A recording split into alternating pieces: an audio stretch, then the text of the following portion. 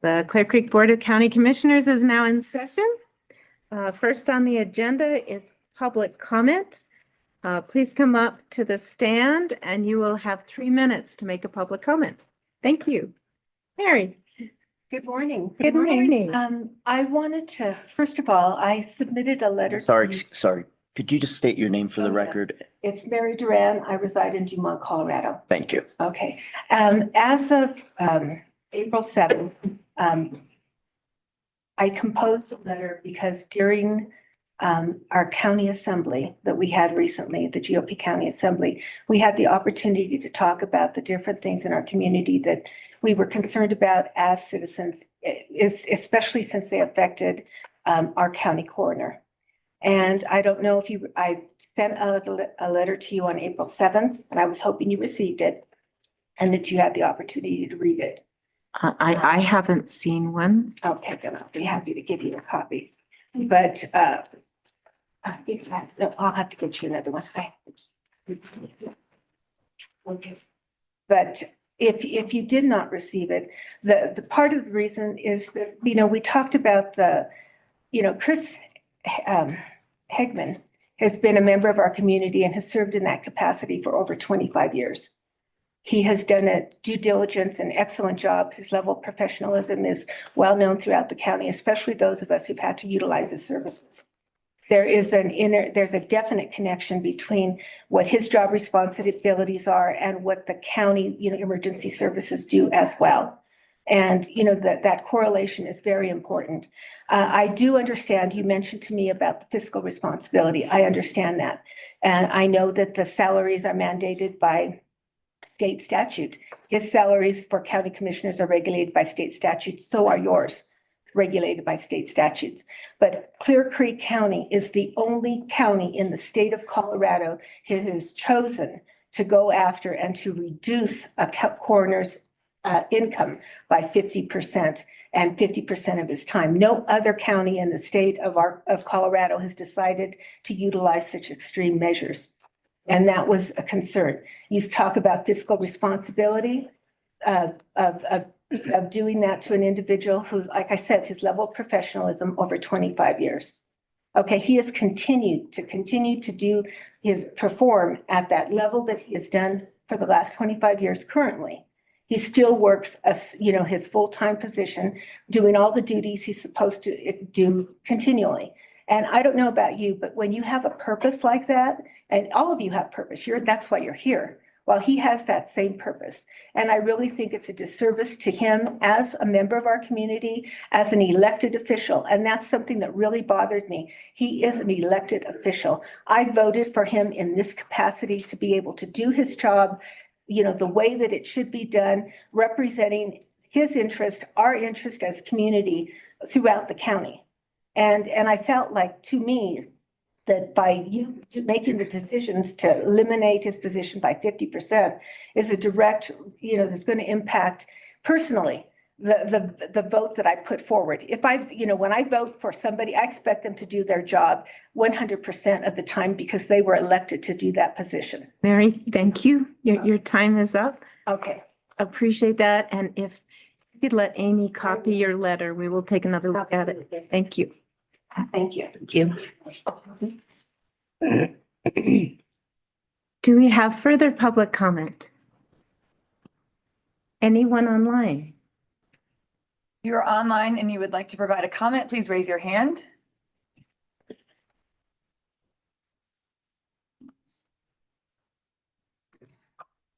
No hands raised. Okay, thank you. Close public comment. And next on the agenda is County Commissioner updates.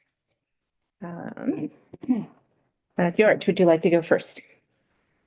Sure. Few things that I want to bring your attention to, colleagues. I received a letter and of course passed it along to staff from the U.S. Forest Service declaring their intent to purchase 2 parcels near Berthoud Falls. I passed along to staff with the comment that I presume we would welcome that. There are 2 parcels that appear to be landlocked in the middle of the U.S. Forest Service. if staff has a different opinion, or if you see the letter, when you see the letter, if you have a different opinion, welcome talking about it. Can I respond? Yeah. Yeah, staff's looking at it to make sure there's no development potential, but if not, we largely would agree that it's largely, but staff does take the time to look at every single one of the Forest Service's purchases to make sure that they're not encroaching on our very limited amount of developable land. And obviously, if we have that issue, we'll bring it to the board, but this one appears at surface not to be that situation. So, they just got the letter yesterday, so they're looking at it today. Okay, thank you. And just to be clear, this isn't county land from what I understand. No. It's private land. Private land. I think we get these notifications every time. And so just wanted to let you know that it came to me for some reason and I passed it along and I think we all got it. We all got Yeah. each individual letters and Amy sent them to y'all directly. great. I want to let you know, colleagues, this is really just notification to make sure I'm avoiding ex parte communication. There is a possible short-term rental appeal. I don't want to get into the details of it. It has to do, from what I can tell, with a concern about what's in our ordinance. I'm just letting you all know that I responded to the email stating that I cannot discuss it outside of a public meeting or outside of the format of an appeal. So that's just letting you know that happened and I'm avoiding ex parte communication. Thank you. I saw, and you all may have seen this too, I saw a grant that seems like a real good fit for us. It's about water quality. It's technical assistance for small water quality systems. This is everything from a scale of a private well to like the Chicago Creek Sanitation District.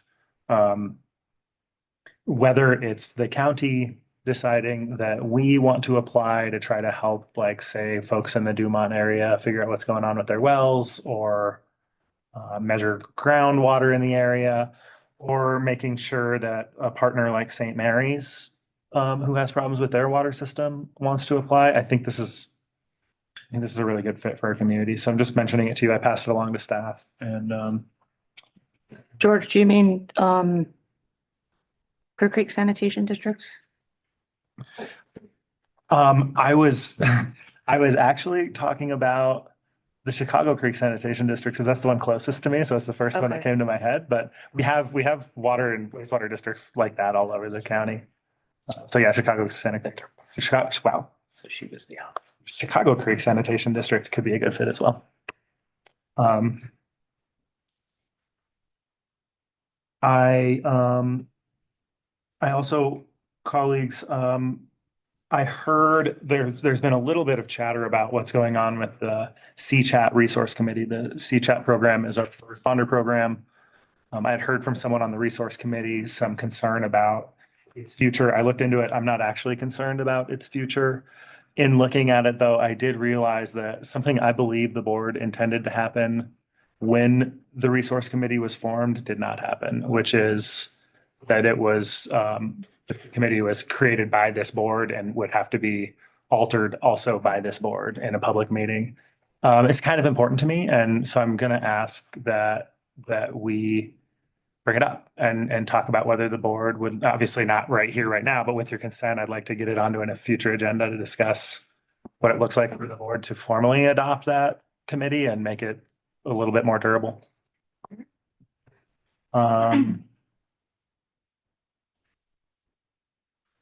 I want to alert you to some conversations that are going on. Senate Bill 5 is up on Wednesday.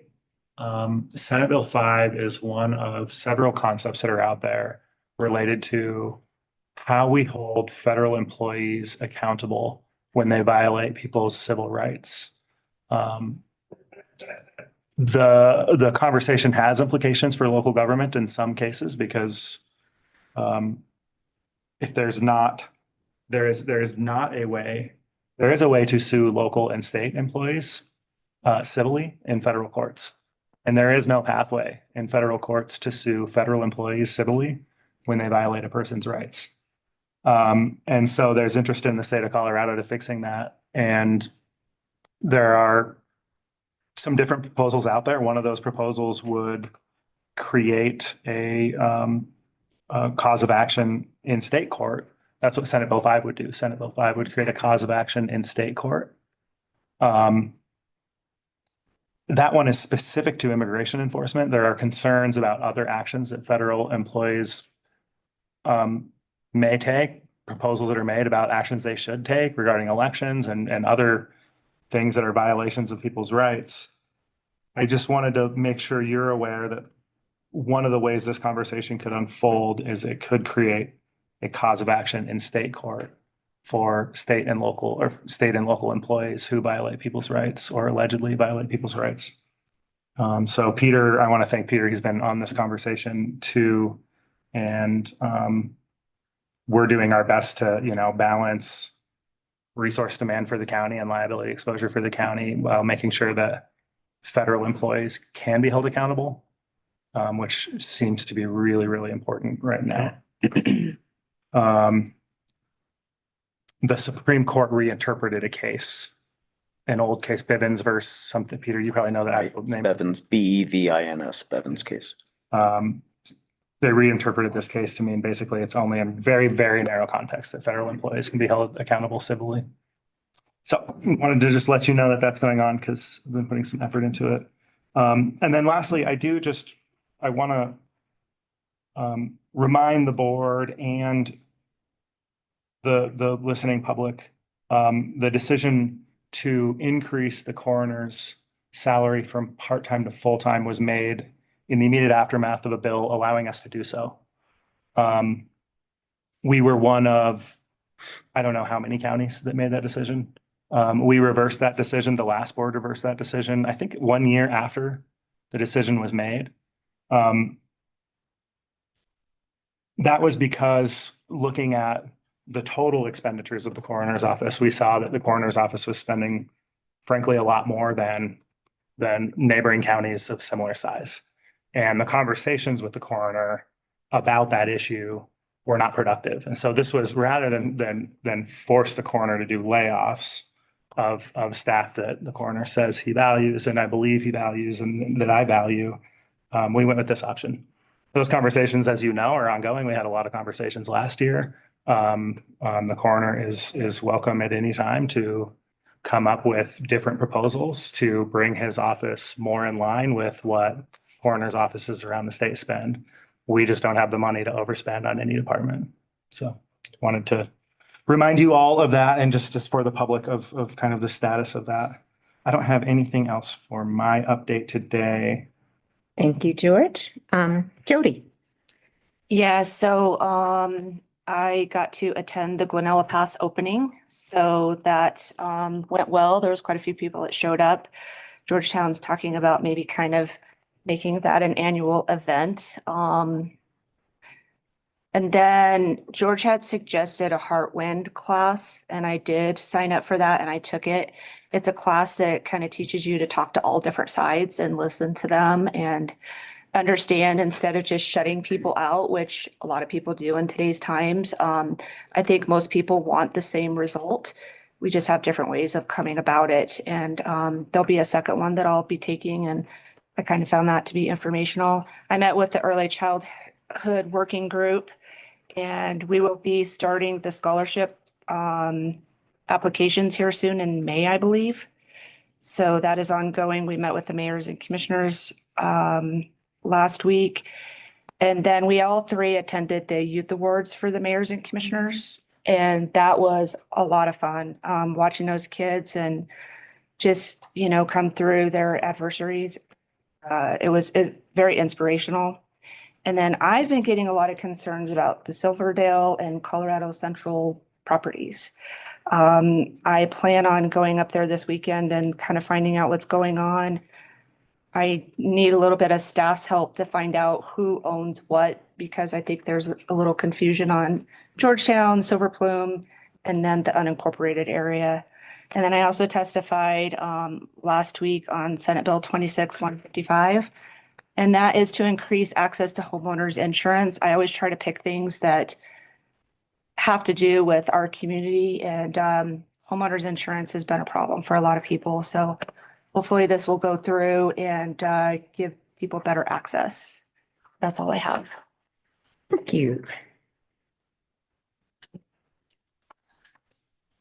I wanted to say that both George and Jody spoke at the Mayors and Commissioners Youth Awards ceremony. It was very moving. It's an award ceremony for kids in our community, in our schools who have overcome adversity and have been really outstanding, caring students in our high school. And some of the things these kids have overcome is inspiring and really great kids. I just got a thank you note from one of them just for, a nice little chat we had when I gave her award. I mean, it was like, we've got great kids in this community, and George and Jody both went to our high school and had challenges of their own and really connected with the kids, and it was a very nice event. I am very proud to say that Dr. Cog the board of directors has voted to include Clear Creek and Gilpin into the Metropolitan Planning Organization. That means that we have more access to funds for Clear Creek County. It sounds kind of odd that we're connected in the Denver Regional Council of Governments. However, they look at Clear Creek, I-70 running through us, and what happens to I-70 and Clear Creek directly impacts the communities to our east. And so they do agree that we need to have, safer roads, bridges, and interchanges. So that was very, very encouraging. I went to the I-70 Coalition meeting and met with the director of the I-70 Collaborative Effort. I'll be speaking at the Collaborative Effort the end of the month about the MPO.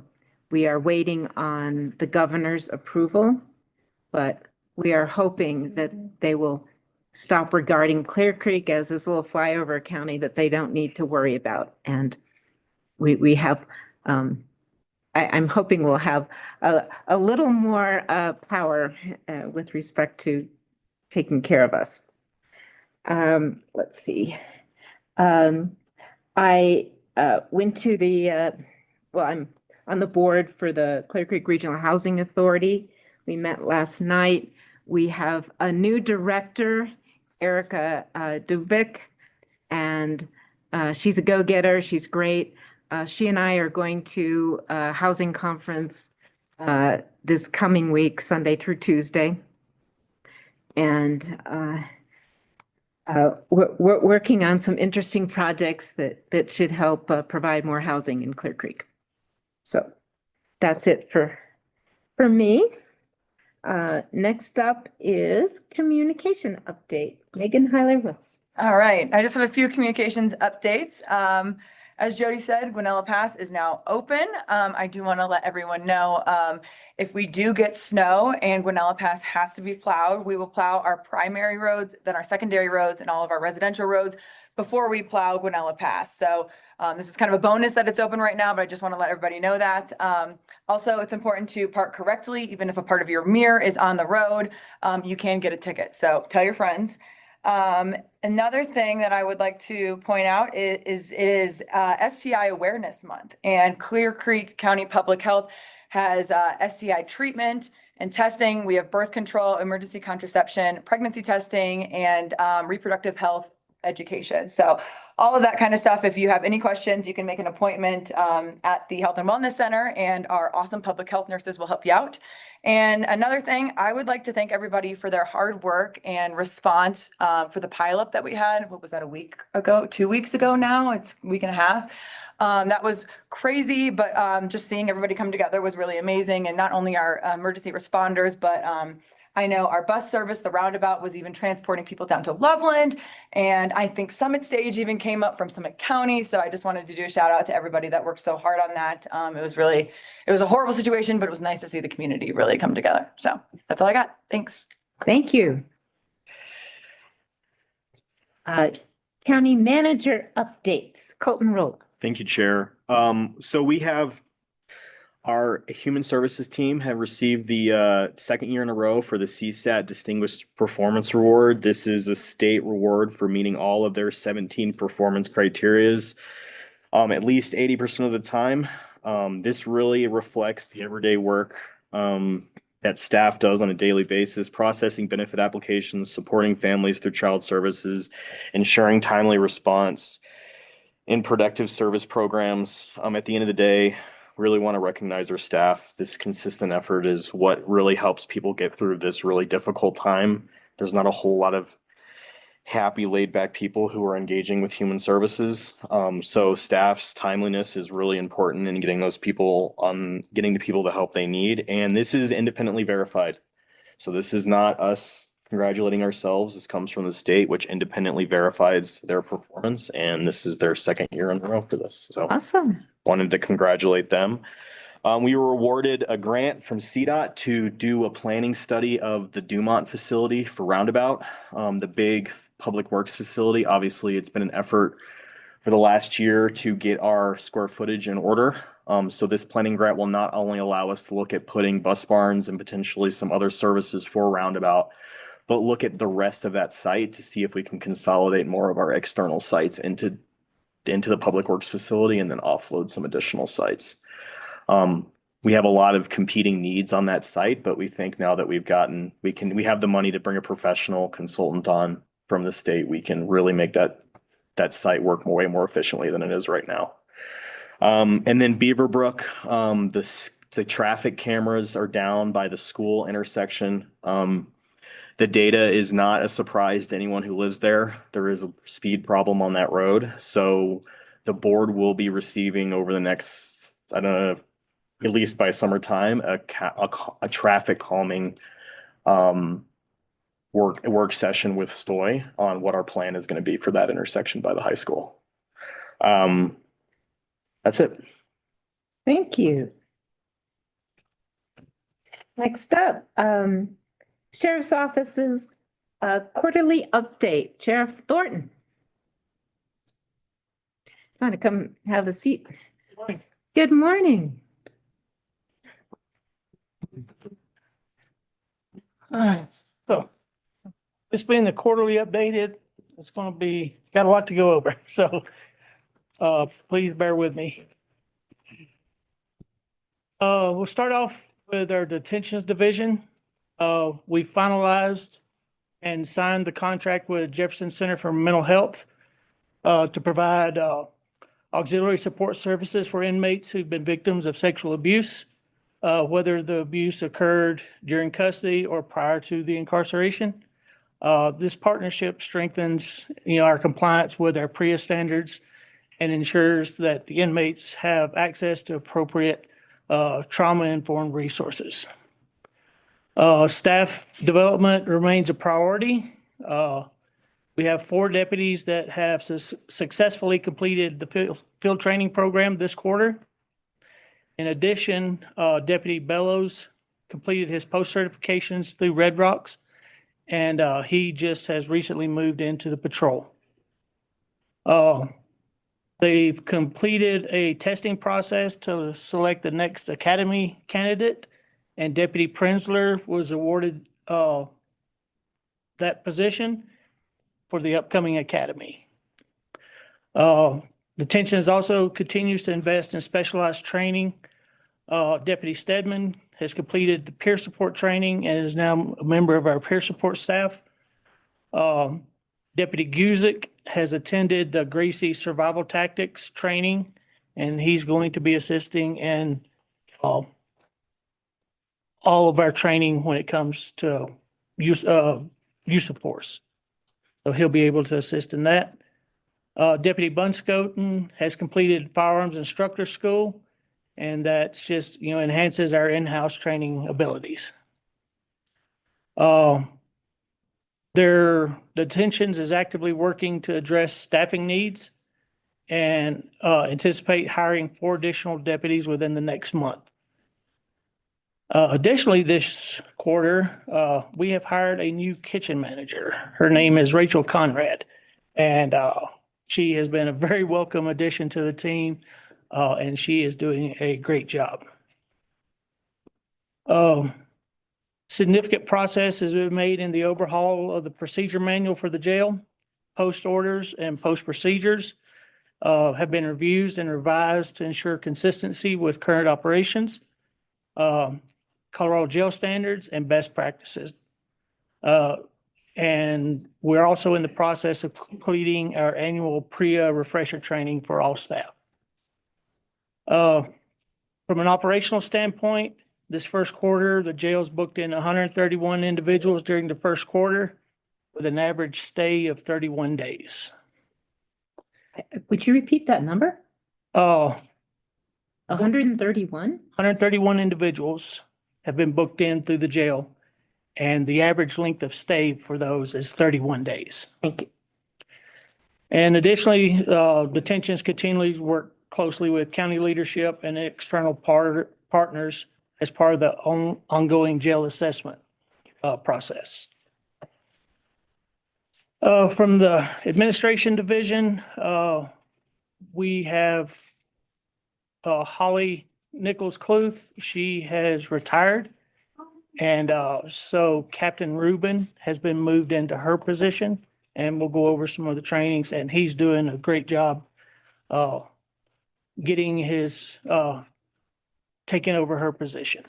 So we've got a couple of MOUs that have been submitted regarding the schools, Georgetown Community School, for the exterior door access that we need to be able to get keys to the building over there. From the patrol side, that's just where a lot's been going on. Effective March 2nd, we implemented some organizational changes that me and the undersheriff have been discussing it with HR and getting their approval with Colton and Peter to make sure we're doing everything the right way. But Captain Marquardt has been moved to captain over patrol. Detective Beal was promoted to lieutenant over patrol. Sergeant Skates was promoted to lieutenant over special operations and the admin. Captain Rubin was moved he is now the captain over the administrative division. And Lieutenant Straley was moved to sergeant over patrol. So he is the sergeant on one of our shifts now.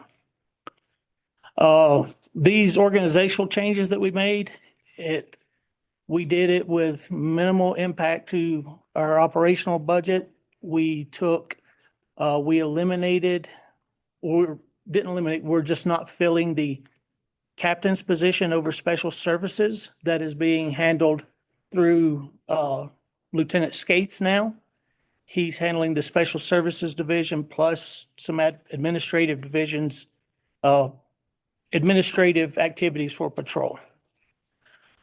All of the changes that have been made have been highly accepted, and people are really excited for all the changes that we've made within the patrol division. 2026 first quarter budget overview. Operating budget year-to-date, 1.8 million. Year-to-date target was 2.1. And right now we're currently under target by 266,000. Some of the physical management actions that we're doing, we currently have a second detective position that is vacant. And at this moment, we're planning on keeping that position vacant until at least July and possibly through 2026, as long as, we don't have some kind of crazy influx of extreme cases and stuff. And we're not going to be refilling the special operations captain position.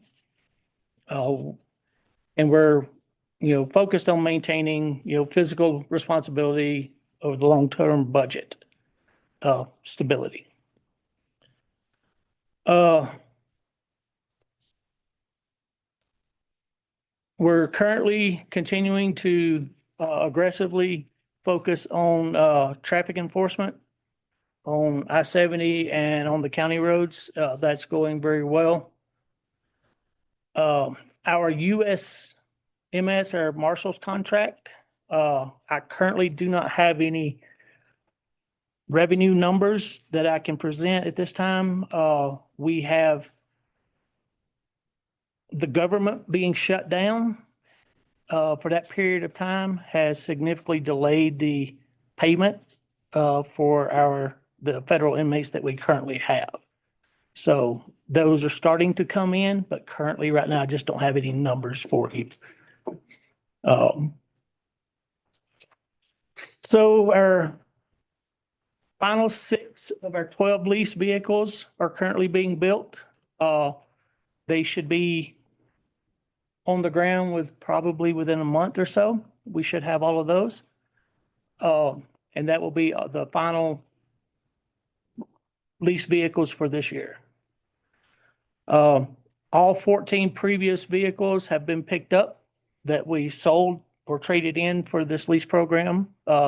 Over the past 2 weeks, they have sent transport trucks up here, and we've loaded those vehicles up, and they've now been sent to new homes. So the only 2 remaining sales that we have for our vehicle on our fleet is the community enforcement officers' trucks. We're not getting rid of those right now until their replacements come in, and we're still utilizing them. And once those come in, then those will be the final 2 to be sold. We've implemented the Path of the Guardian training program. I think we discussed this last BOCC meeting.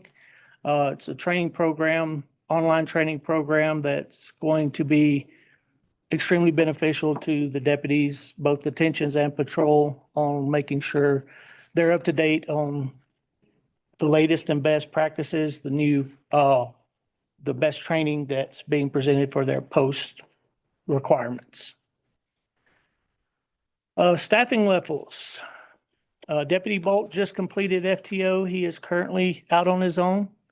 Deputy Sukovich, he finishes up FTO this weekend, and then he will be out on his own.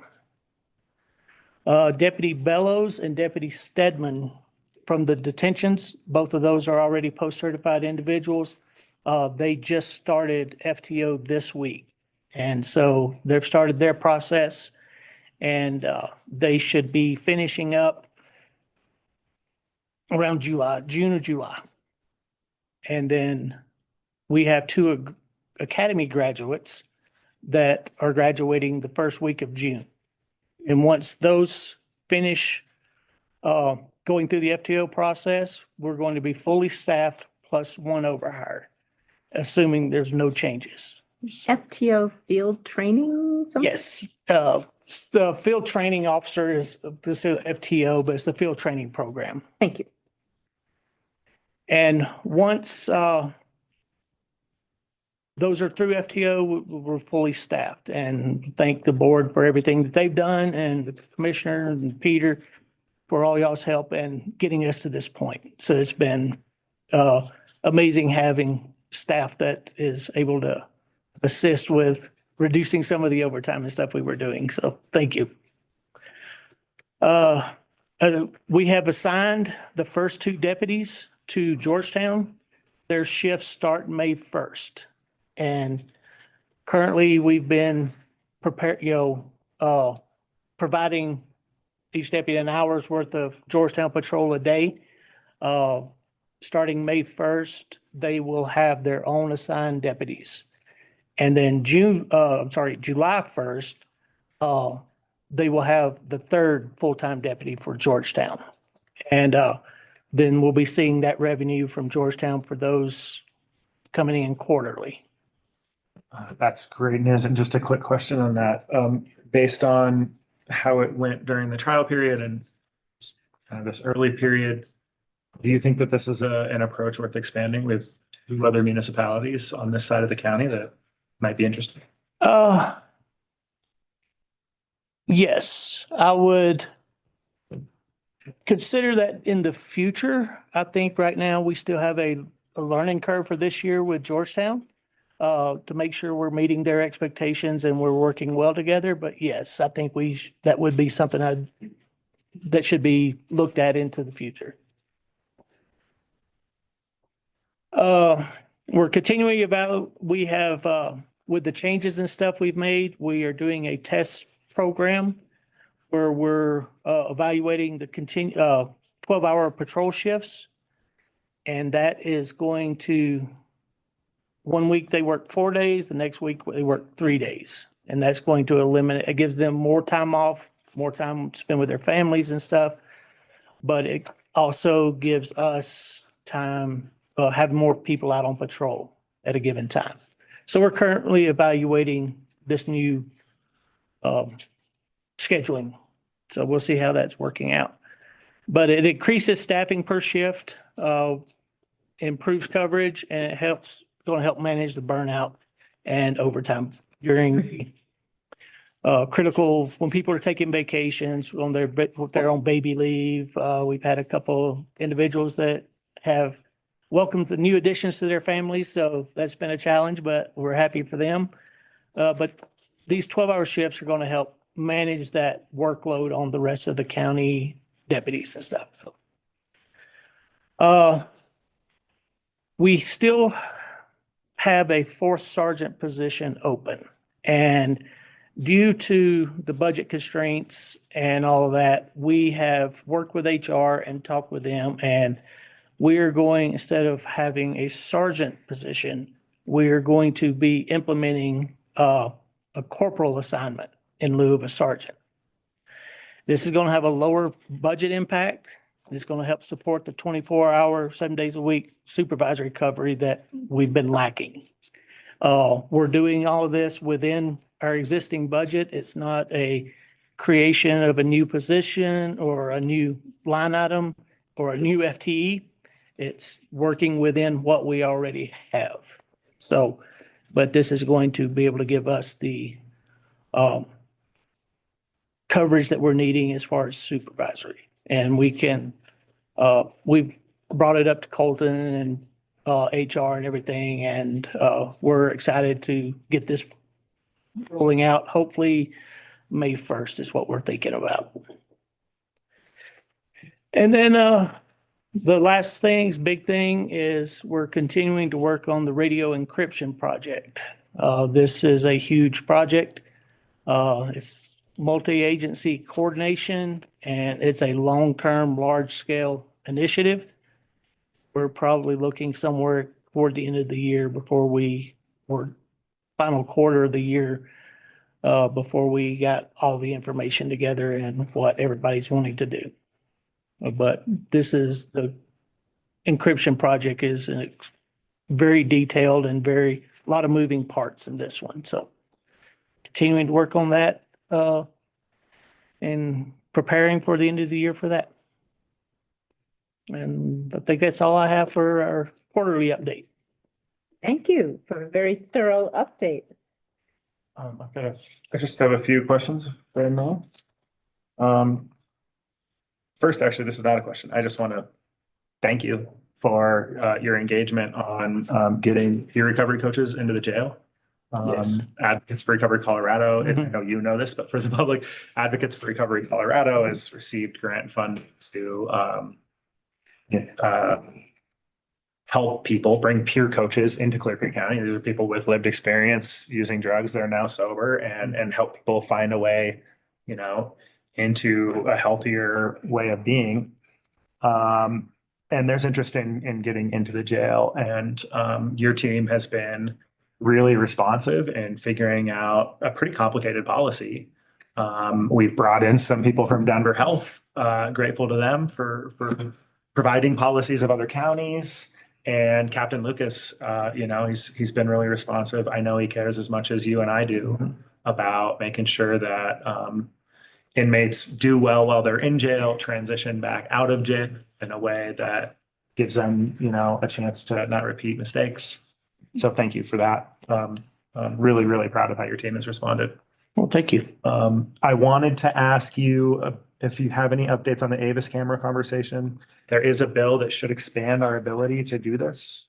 I know whether pass or fail, we should be able to, I think, kind of appeal to CDOT to look at some roads where there are a lot of homes alongside. Mhm. The one I always bring up is 103 because it's the one I always hear about. Any updates on that? Not any updates. We still have the original information, the vendors that we had looked at. Was kind of curious where our conversation was gonna go with CDOT to see what we could do. But we have some locations identified, 103 being one of them, and we just need to have, I think, further conversations with you in different meetings to decide when and where we would like to start this off. Okay, great. Well, I know I know you have this board's support. These are for the public. These are cameras that write people tickets when they speed. Really, really great way to try to control speeding on roads when we just can't afford to have on every road. Yeah. After session, let's circle back because there are two bills that could impact Mhm. laws around where we can put cameras and how we have to do it. So Okay, I'll make sure you're in the loop. thank you. Lastly, fire bans. I saw a post about an announcement that was made to are you calling it your community advisory board? Community Advisory Committee. Community Advisory Committee. Thank you for convening that, by the way. That you all are looking to be fairly aggressive in how you enforce fire bans this year. Yes, And you're asking the public to help. yes. Can you just speak about that for a minute? It's no secret, we are in a dire situation as far as the drought, with no snow this year. We have a lot of people that come up here and recreate. We have signs everywhere and people are not oblivious to the condition that the forests are in. And, speaking with Judge Jones and other people that are involved, we don't want somebody that is coming into our county, doing something recklessly, and then is starting a wildland fire that's going to impact all of our residents. And normally, there was a educational period that were focused on before we got to issuing citations or summons. And, with the conditions that we have this year, I don't think that it is appropriate to go through that education process. People are aware, there's signs everywhere, and if you're violating the fire ban and you're going to be issued a summons, and it's just, Does that include the shooting as well? the shooting is different, but yes, if somebody's up in the national forest where they're not supposed to be doing stuff like that, then yes. But the shooting is, depending on where they're at, what they're doing. Is it hunting season? Are they actively hunting? That's a different thing, but yes. If they're just out in the middle of the forest shooting Coke bottles and stuff, yes. And the Forest Service is fully supportive of this, and they're under the same mindset that we are. Thank you. I really, really welcome that. The board has had a lot of conversations about how to be more proactive and when we're in and Mhm. all that. So I think you have our support in that. I was really excited to see that. It was a Facebook post from someone on your board. Yeah. Very excited to share the message. Good. Thank you. Madam Chair, may I just add Yes. one additional thing? Tomorrow, the sheriff's office, the county attorney's office is conducting an election for the sheriff's office. We have a ballot box and everything in our office relating to whether or not the sworn personnel in the sheriff's office will still move towards withdraw from CRA under the 401A plan and go to the FPPA pension plan. We've had some absentee ballots already filled out and submitted. But tomorrow, the election will be from 6 a.m. to 8 p.m. And then at 8 p.m., Colton and I actually will be counting and certifying the results. So just a heads up. Thank you, Peter. No, and appreciate the cooperation from the sheriff's office. I should also note that CRA has been out numerous times now speaking to individual deputies, has had various open lines of communication for deputies to get their questions answered. This has been going on for well over 6 weeks, pretty intensively. They've been on site several times. And the CRA has been invited to monitor the election tomorrow. They have declined to come, but we have been in communication with them. They could show for all I know. And that's it. I just wanted to give you the heads up. And I'm assuming FPPA has also been out talking to the, FPPA has done 2 presentations out here in addition to what maybe actually 1 presentation internal to the sheriff's office. They've been out to the board at least 2 times. They also are available. Likely, if it passes, they will come out and then give each individual an assessment, because what happens is after the election, if the sheriff's office votes in favor of switching to FPPA, then each current member of the CRA sworn will have the opportunity to stay in CRA or switch to FPPA. All new people, all new hires will automatically go into FPPA. Is this a decision once they make that, like in 6 months, if they stay with CRA and in 6 months they choose to go with FPPA, they can do that? Or is it like, once they make that decision, it's done? What my understanding is, once they make that decision and they make their choice under the election, it is done, meaning their individual selection, not their vote. And indeed, their vote doesn't obligate them one way or the other. And then I will be bringing this back if indeed it passes at the next meeting, most likely. You'll have a resolution before you just acknowledging the certification of the results. I wanted to bring it back to the board. It's not technically required, but I think it's good for the board to have that ability. Yes. Mhm. And Sheriff, you're feeling good about the election process as it's been designed and everything? Yes, sir. Okay, great. Very much so. Peter and Colton have been great throughout this whole process, and so very excited for everything they've done and to have the vote finally finalized. Great. Any other comments? Thank you, Sheriff. You're welcome. Thank you.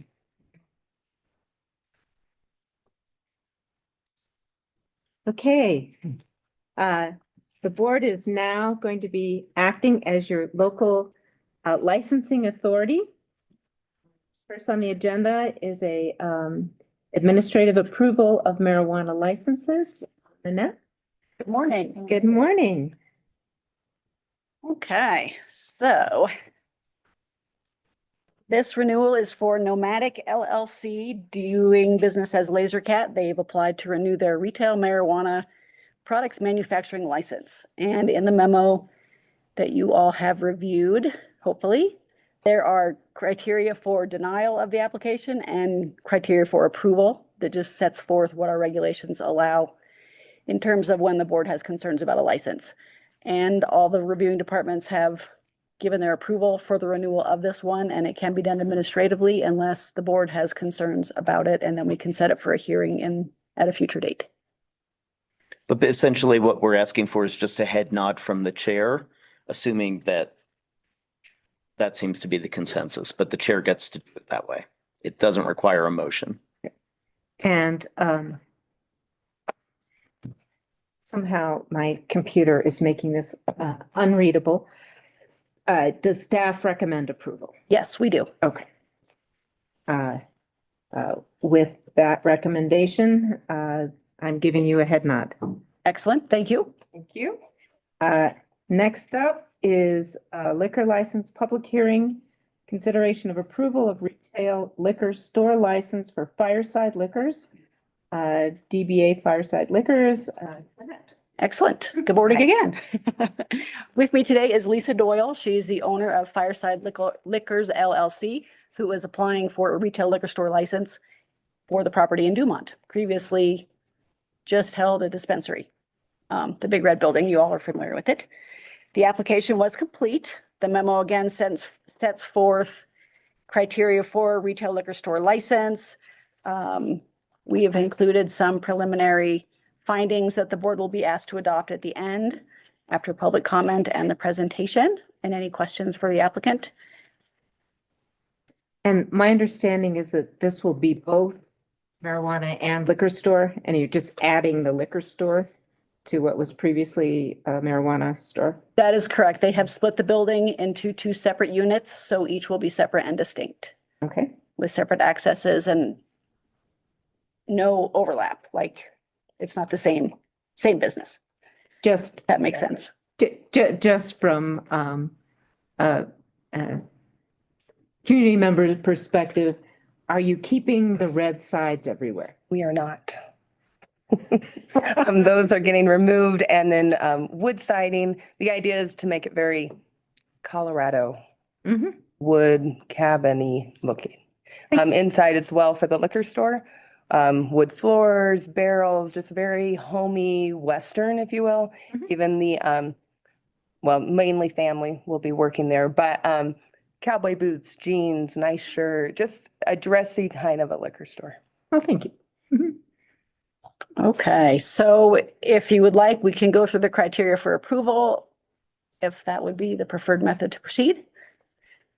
Yes. So what we would do is go through the criteria for approval, and then we'll accept public comment. The applicant may have comments as well, just for procedure.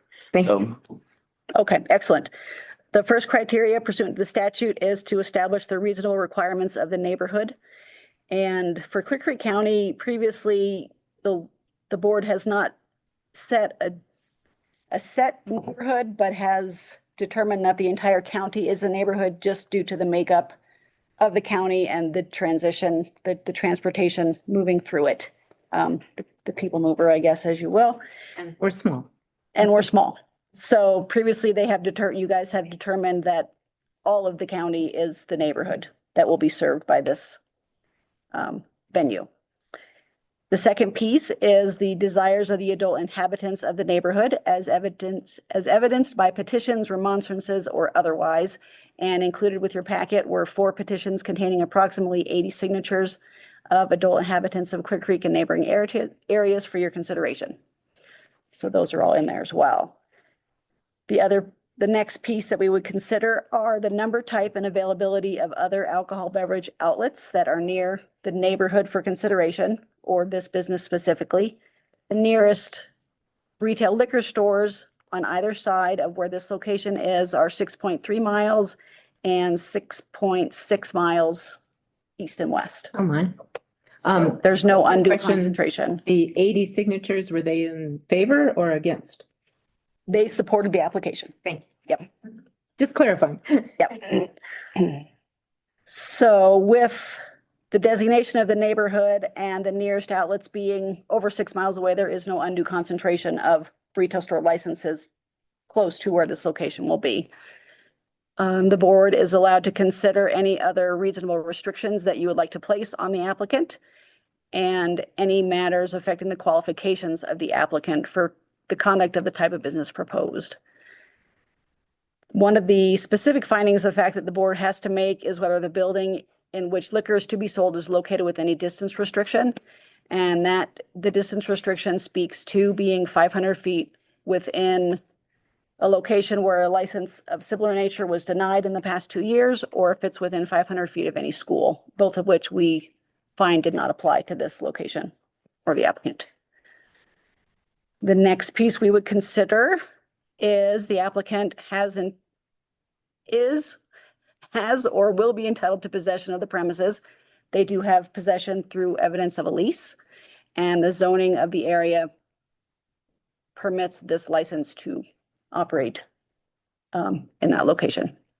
The last piece is the background investigation of the character of the applicant, and we found nothing based on the fingerprints-based background check for Lisa that would indicate that she would not run this business appropriately and in a supportive manner for the community. Thank you. Colleagues, any questions? Yes, I don't have to start. Go I ahead. was just gonna, before the board asks any questions, I was just gonna offer that perhaps you want to ask for public comment first. Sure. This way, if the board has any comments, they may be able to incorporate their responses. Thank you. Is there anyone here for public comment on this licensing issue? Anyone online, Megan? No hands raised. Okay. Thank you. And we don't, does the applicant have anything to say as well? No. Okay. I'm not sure. So we look at, help guide me if this is not a criteria by which to evaluate this application. When we look at proximity, we're looking at proximity to liquor stores. I'm basically curious how this will operate with a marijuana dispensary in the same location. Is this going to be like a common store? Are they going to be physically separate? Like, what does the law, I'm sure there's law that says something about how you have to design this thing. I can That's actually not answer done that. by this board. Yeah, they may not be associated. So there's a separate entrance, I take it, for the liquor store. Exactly. They're not allowed, they may be under, have similar names and everything, but the state prohibits liquor and marijuana to be co-located in terms of integrated in one location. So it is permissible, however, to have a separate area, separate section, and to proceed that way. And that's why it's allowed.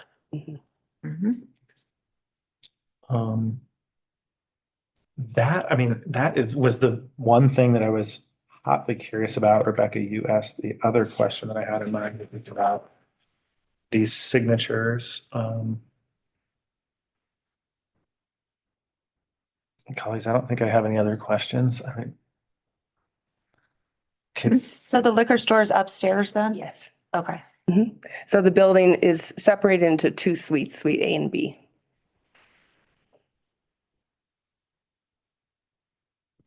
And my question was answered by David in the referral. I should also note that in the marijuana business, the door that they enter, don't they usually have to provide an ID Yes. right at the beginning before they can enter the actual main store? Whereas obviously in a liquor store, they don't need to do that. Right. Well, no, they just need it if they want to buy. Right. Yeah, I have no further questions. Will you have public bathrooms? We do have a public, what is that called? Both and ADA. ADA. So each place has public bathroom with an ADA downstairs for anybody that has that. And upstairs will have ADA as well. That's part of the Okay. permit. Oh, that's right. You guys are doing the door in the back. So for upstairs, is there an elevator or how? No, we have that in the building permit too to do, it's gonna have its door on the second story and then a ramp for wheelchair access. Okay. Is there a required number of signatures? Is that's just sort of, We have not historically required a set number. No. Just sort of a It looks like they go from Idaho Springs to Empire, the addresses. a demonstration of the desire for this business to be licensed. I ask because a couple of them are, not from Clear Creek and that's not inside the neighborhood. But otherwise, I agree with the findings. I don't think I have any other questions. I agree with the findings that are being proposed here. Um,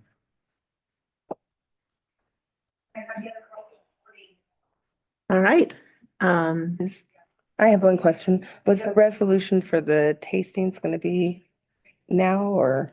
We will be bringing that back at a later date. Oh, okay. Those, I'm still working on Okay. policy for that and Okay. how the board will get those approved. Okay. All right. Well, this sounds like a nice improvement. Thank you. So this concludes the public hearing. Right. So what you would do now, we just need a motion Okay, to approve the license. Can we also, sorry to interrupt, just adopt the specific findings under board action on the memo on the last page, page 4? scroll back up to that. So that'll be part of the motion that you'll make. You will reference the findings that are in the document, adopt them. Yeah, okay. George, you want it? I'll take a stab at this, yeah. Thank you. I move that the board make the findings that are written in the board action section of page 4 of the staff memo. There are 5 of them. And that we approve the liquor license for Fireside Liquors LLC doing business as Fireside Liquors. Second. Any further discussion? All in favor? Aye. Aye. Excellent. Motion passes. Thank you. Thank you. Thank you.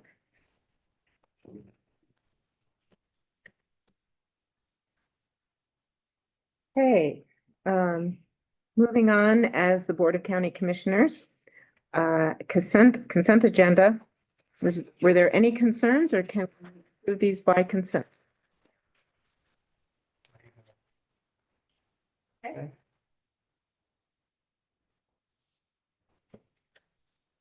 Maybe the first time we're not pulling anything. I know, I always have to ask. I would like to have some comments during discussion of the motion. Okay.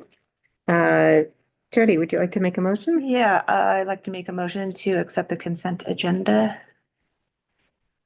Second. Second, discussion. Yeah, a couple things I want to highlight. This consent agenda goes fast and some of our most important work is in this. I was really excited to see another temporary evacuation shelter be put on the books. I think we know whose fault it is. I think it's Clarissa Boggs Blake. I'm guessing a whole bunch of other people had a role in that. Sheriff Thornton, it is your name on here. But just grateful to the effort to continue to expand our emergency shelter system. It's so important. Clarissa has another one coming next week, next meeting as well. Well, my speech is going to be better next week.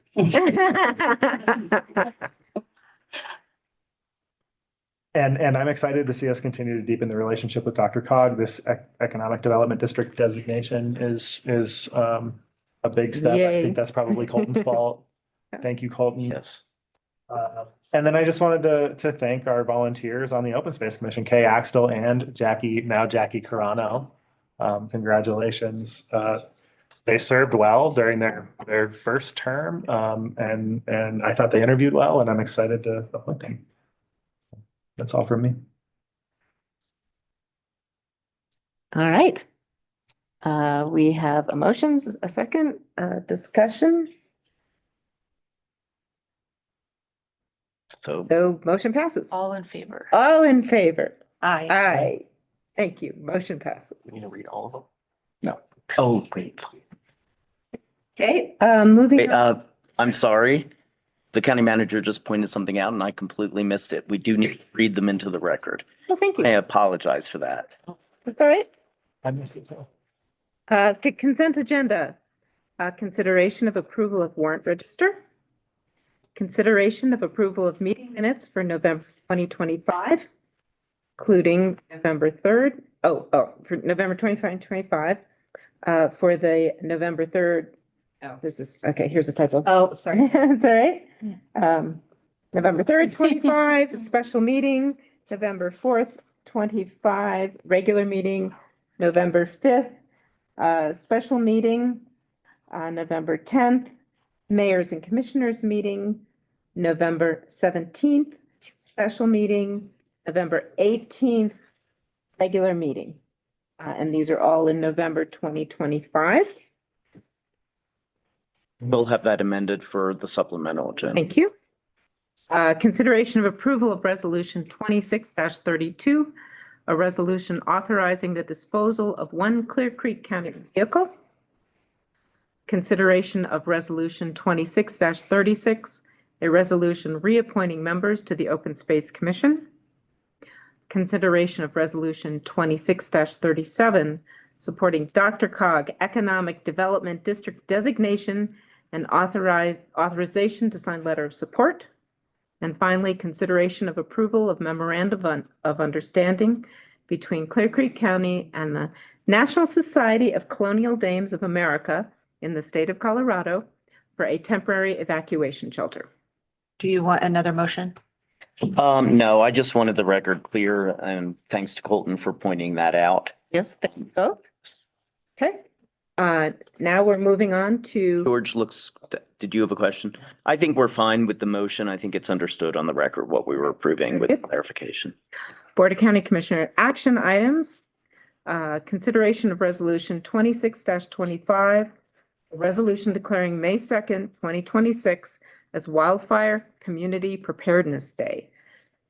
Megan, did you want to discuss that at all, or? Sure. As you guys are aware, coming up on May 2nd, we're doing an evacuation exercise for the part of the Evergreen community. May 2nd is actually Wildfire Community Prep Day, which is why we wanted to Perfect. do it on this day. So I figured we would read it into the permanent record just to get some more people involved. And maybe if other communities are interested, they can reach out and we can do something down the line. So Sounds good. thanks. And consideration of approval of updated county chart. Colton, did you want to? We need a motion first on item 10. I'm sorry, may I have a motion? Would you like to have the resolution read first? Yes, I would. Thank you. I will do that as assigned earlier. This is a resolution declaring May 2nd, 2026 as Wildfire Community Preparedness Day. Whereas Clear Creek County, Colorado has a wildfire risk, and whereas residents in areas with a potential for wildfires can impact the risk and severity of wildfires and reduce deaths, injuries, and property losses through their preparedness efforts. And whereas a dedicated day that engages communities in focusing on activities to create awareness, provide education, and reduce the likelihood of fire spread has the potential to make a significant difference before, during, and after a wildfire. And whereas preparedness actions by a single individual or entire neighborhood contribute to a safer community when wildfires happen, and whereas the residents of Clear Creek County can become local champions by committing a couple hours or an entire day to improve defensibility and resiliency and move towards becoming a more fire-adapted community. And whereas all residents throughout Clear Creek County are encouraged to participate in Wildfire Community Preparedness Day. And now, therefore, be it resolved that the Clear Creek County Board of County Commissioners hereby proclaims May 2nd, 2026 as Wildfire Community Preparedness Day in Clear Creek County, Colorado. Adopted this 21st day of April, 2026 at a regularly scheduled meeting of the Clear Creek County Board of County Commissioners. Well done. Thank you. I'd like to make a motion to adopt the resolution 26-25, resolution declaring May 2nd, 2026 as Wildfire Community Preparedness Day. Second with a request for discussion. Discussion. Yeah, I just a little bit of commentary. Grateful that this was brought to us to make this declaration. I'm confident that the members of our community know the stakes here, not just because of this summer, but because of what we've seen in recent wildfires, including one that crossed the Continental Divide. I spend my time off of work frequently driving around in different neighborhoods on my way to different trails. And I see action all over the county along these lines. Some of it supported by public agencies and some of it people doing it on their own. I think all of it's great. And I think there's never been a better time to join the movement if you're living in the forest. Thank you. Jody? Yeah, I just want to say the same thing, that I think a lot of people now get it, even people on the Front Range, when they find out where I live. You know, they're talking about the wildfire risk that we have up here. Hopefully people that come up here respect that, and we don't have the crazy stuff that we usually have. I know shooting in my area is a pretty big thing, and I think stats say that's what starts a lot of the fires is shooting. So I think everybody being educated, that's the biggest part. I don't think people intentionally, for the most part, do things to cause harm. So just the education and the awareness is hopefully going to give us a safer summer. Thank you. Well said. I echo what Jody said. That was going to be my comment. All right. We have a motion. We have a second. We have discussion. All in favor? Aye. Aye. Motion passes. Thank you. Resolution passes. Chair, may I make a suggestion? Absolutely. For the next one, can we defer that to after the public hearing, since we have the public here at 10 for those abatements, and then we can take a break now? Absolutely. Because I don't want to rush that conversation in case it goes long. Okay. Is everyone good with let's see, 10 o'clock? A 10-minute break? Yep. And then if people get here early, we can, Perfect. okay. Thank you.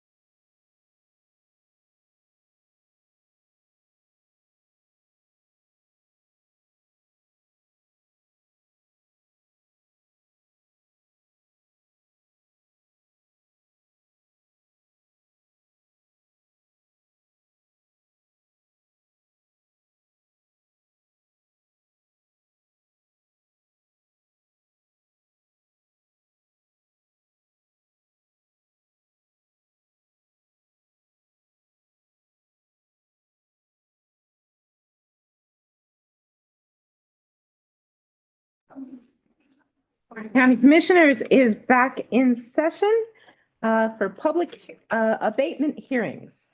Assessor Donna G.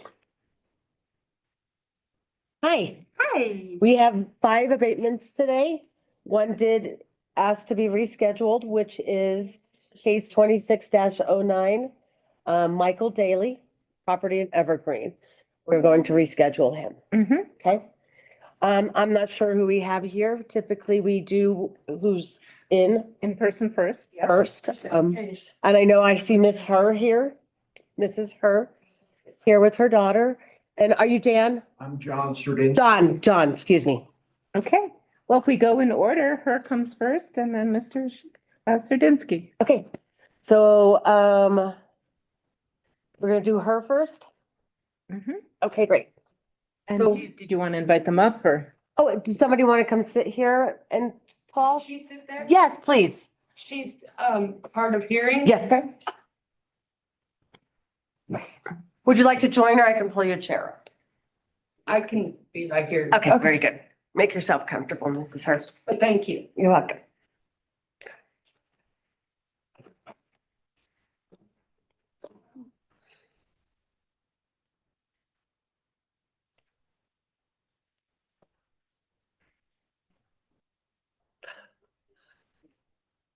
So Ms. Her is requesting an abatement for 2025. She did receive her documentation of the hearing via certified mail along with her comparable sales. We have her value currently at 605,980. Her property increased from the previous year.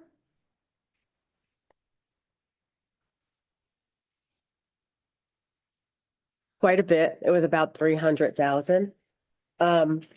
And we did comparable sales and it did show a reduction in value down to $523,036, resulting in a refund of abatement of $398.04. We reviewed her characteristics and her characteristics appear to match what she's indicating in her abatement. And I'll turn it over to Mrs. Her to talk. Hi, Hi, I'll let you go ahead and talk and tell us about what's going on with your property. thank you. Mhm.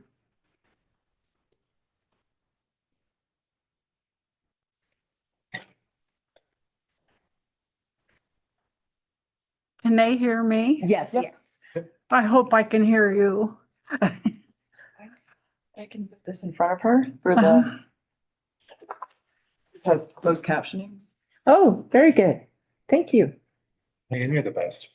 The comparison that you used with with 4 different properties, I find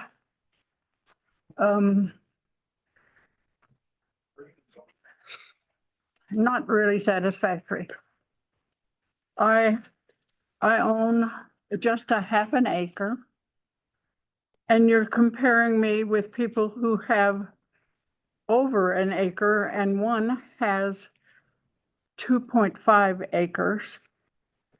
I cannot build on a half an acre. It's only 50 feet wide and long.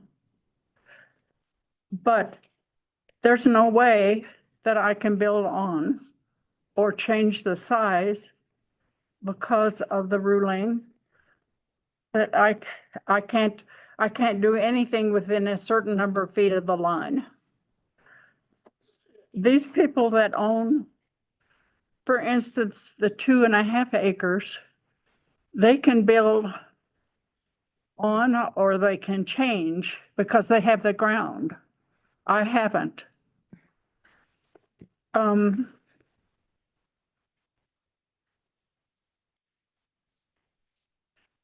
The square feet you have as 1,074, and I gave you that figure. But only about 950 feet is livable. The rest is a front porch. And it's been closed in, but it's a step down from the rest of the house. It is not heated. It's closed off in the winter. So and I have there's no big furnace in the house. I only have a two-sided wall heater. And I have an antique that I use when the power goes out. And that's once in a while. Mhm. You say I have 2 spaces in the garage, and that is not true.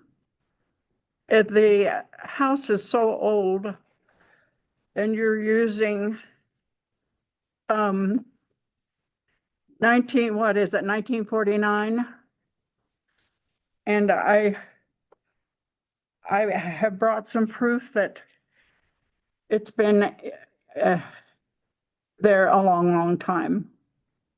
The first entry on my abstract was July 21, 1875.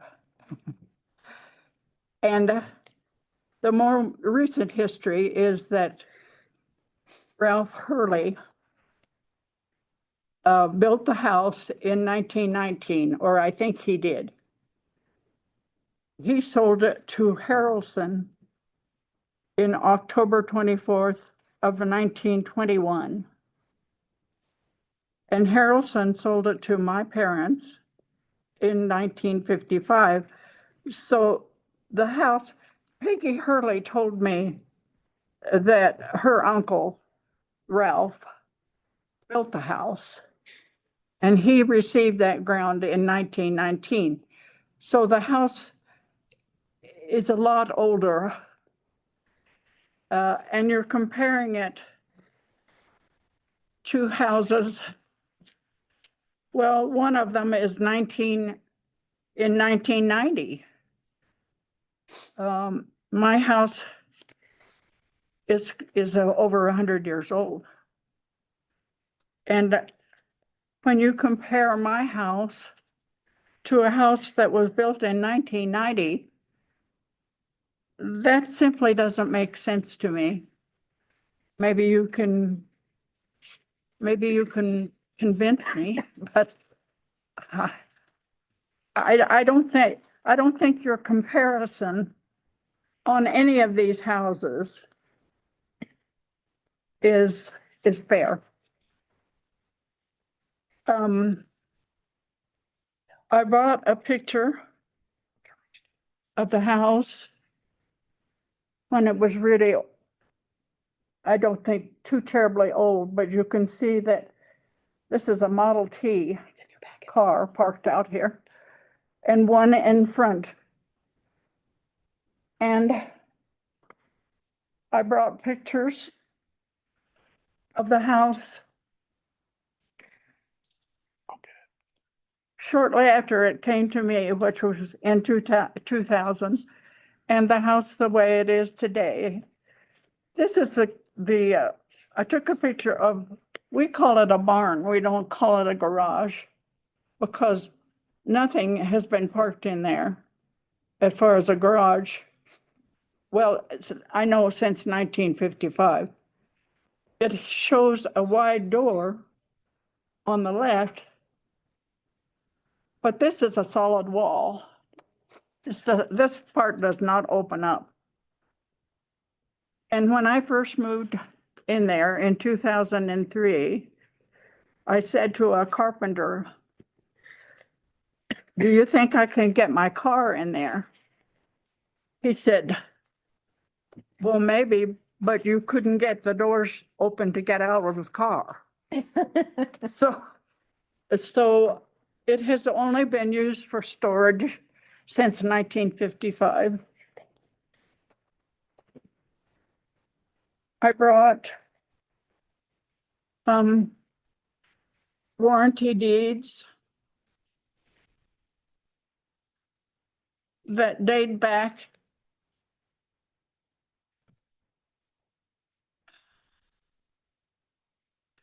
well, this is where Hurley sold to Harrelson And that was in 1922. And the house was already there in 1922.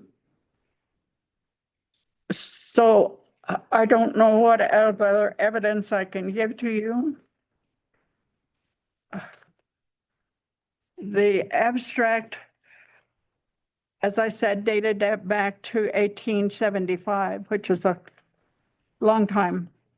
It was a bigger piece of property then.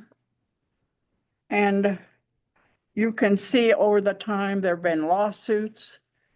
It's very interesting to read. But I just hope you reconsider. I obviously don't work anymore. And my income is small. And I just need a little help in reducing it some more, if you can handle that. Thank you for your informative statement. Thank you. Assessor G. Listening to her case, we do agree we could reduce it by the 2 garage spaces in addition to my recommendation. And could you consider, I know in your documentation, you're indicating that the house is in average condition. Yes, I think it You is. think it's an average? You don't think it could be reduced to a fair condition compared to the properties near you? Are some of the houses nicer, bigger?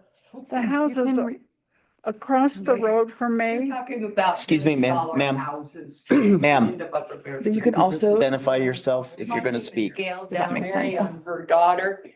We're talking about the end of Upper Bear Creek. You're talking about. Can I pull this $1 million closer? Houses up there that are huge.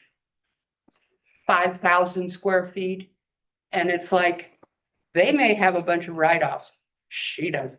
Right, that's why I'm She's asking, paying a ridiculous amount. that's why I'm asking, do you think it could be in fair condition compared to the houses surrounding your home? I just know that the houses around me are big. Uh-huh. But could yours be in a fair condition compared to them?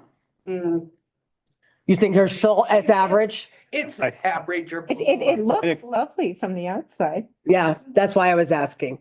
Because I can, I think it'd be worth clarifying that fair is worse than average it is, condition. And I think that's maybe the confusion. yeah. Assessor G, I wasn't aware that condition is about relative to the neighborhood. I think it's condition relative to the age of the home. And we're talking could about a be home too. that was built in the early 1900s. Mhm.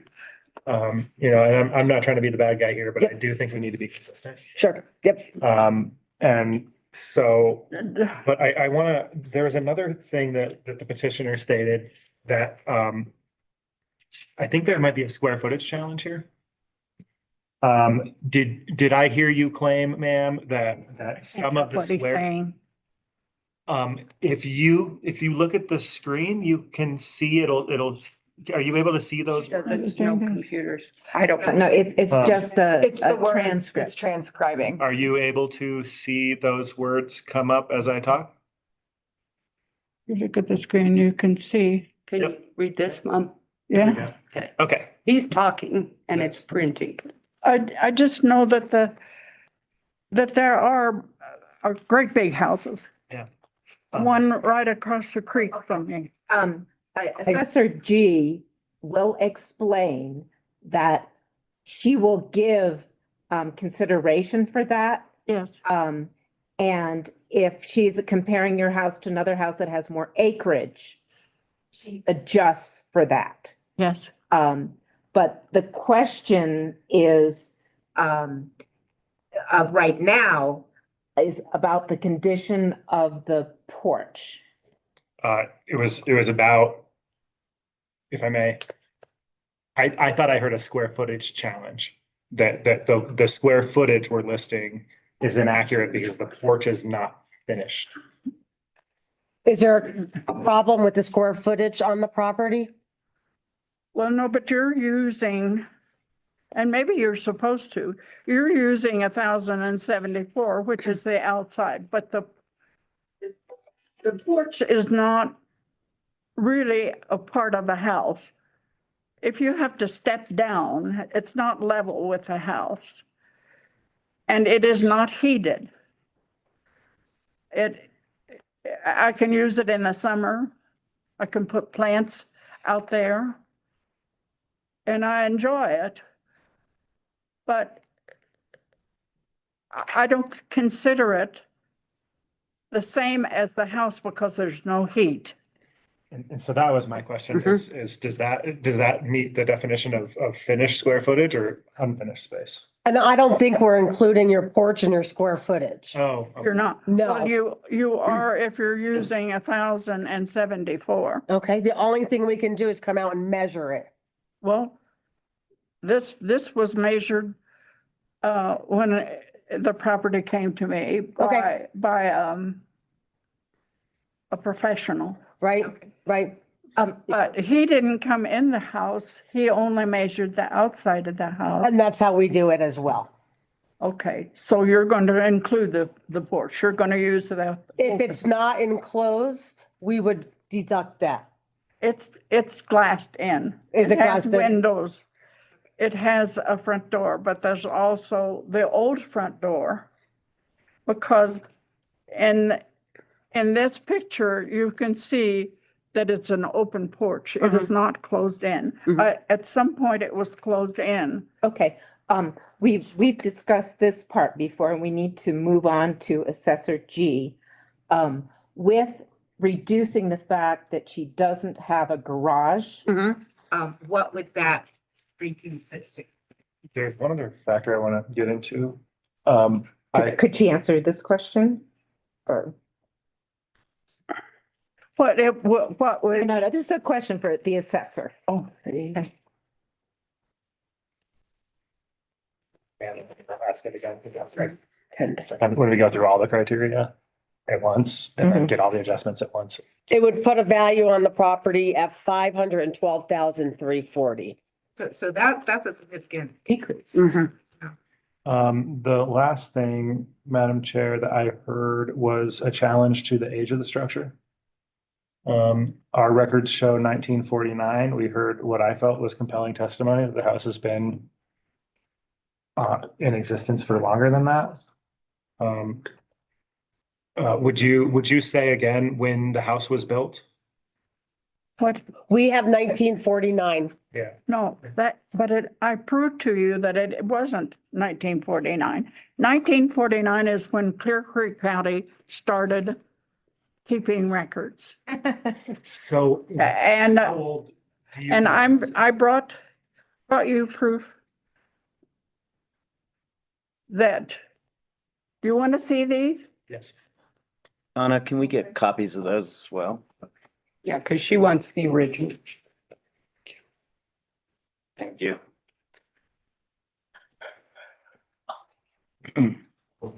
Definitely keeping the original. Definitely keeping the original deed. Yeah, we need the originals. I'm sorry, I'm so hard of hearing. It's okay. You're doing fine. It helps that you can read this. That's a really handy thing. Isn't that fun? Yeah.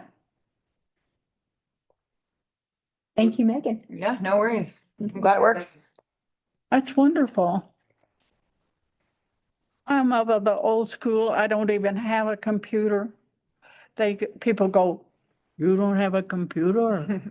When she's I coughing. get along would be fine better without a without it. computer, but this is nice. It is. Yeah. Just curious. I don't have a cell phone either. Oh, sounds She nice, has a honestly. picture of the property from the 20s. I have two Right. phones. So, I mean, but that'll give us the definitive date. Donna, if Assessor G, if the date is significantly less than 1949, if it's well before that, that will also adjust down It would not, it wouldn't, no. but would it go towards the condition? It would go, we could put it towards the condition as a fair condition. Right. Meaning it's livable, it's up to standards, it's just maybe has some deferred maintenance, it's older, and it takes into account for that. Okay. And if we take into account the fair condition and the garage, that would bring the value down to 453,666. Well, that's about double what it was the year before. Yes, and that's because there was a $55,000 adjustment on the property that was given by legislation. That was visible to you. And that was temporary. That was temporary. The other thing, Well, there were all kinds, in the abstract, there are all kinds of, as I said, lawsuits. I don't know about what. But the history is long and old. And that makes it interesting to me. Oh, sure. 1921. So, So it was 1921. 1921, okay. Assessor G. You said that 1921 doesn't reduce the value of the home if it's in fair condition or average condition. That's right, but we want to put it into fair condition, consider fair condition. Okay. Which meaning it's a nice home, but it's just. Okay, so, for the, refund of taxes, how much bigger of the refund would it be with the adjustment downward of her value of her home? Maybe I should read it.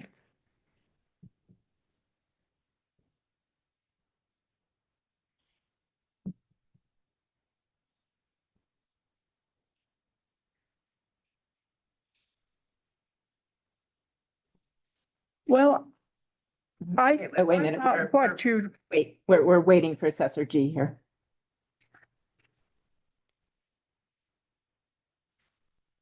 Sorry, it's gonna take me a minute because of the school, non-school. Oh, right. Makes it complicated.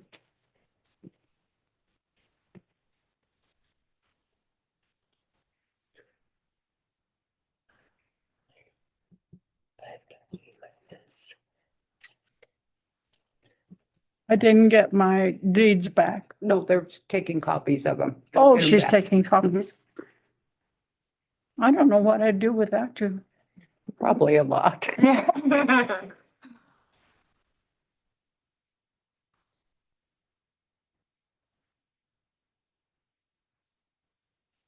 my favorite part of this picture is also the Model T. Cat and the dog that are about, they're right about to have a conversation. puzzle. Yeah, I'm gonna put these in here too. Looks like the cat's fur's up a little bit. Yeah, yeah. Not happy with that dog. Things don't change. Some things don't change.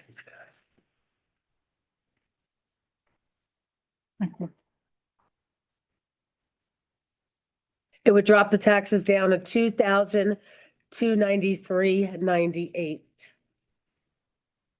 And what would her refund be? Weren't you, correct based on the earlier? So the tax. Sorry. The taxes currently due is 2,000.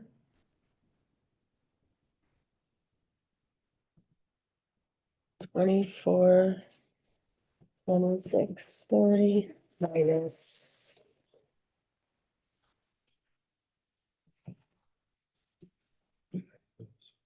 Jesus. Would it make sense to take a brief break Maybe. so that Assessor G can work on this? Would we like to recall this case? My question also has to do with whether or not, if indeed, does the square footage need to be remeasured? Well, apparently not if it's. It's enclosed. We consider it close, Measure the whole. just confirming. Yes. And pictures show, it's, Okay, so I gave up on that one. The adjustments are the garage and the year that it was built. okay, So fair conditioning.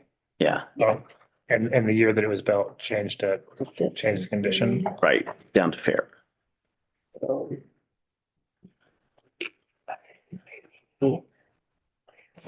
Did, So Donna, how much time would you like? Waiting,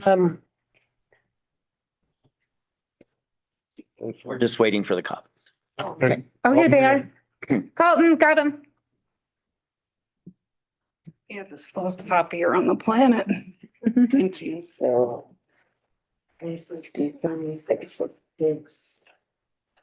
This is just for the record. We don't need individual copies. It's gonna take me Sorry, George. probably about 10 to 15 minutes. Okay, the Board of County Commissioners will be on a 15-minute break. Thank you. Well, I was just gonna say, rather than a break, we could table this, allow that and move on to another item on the agenda. Another abatement hearing?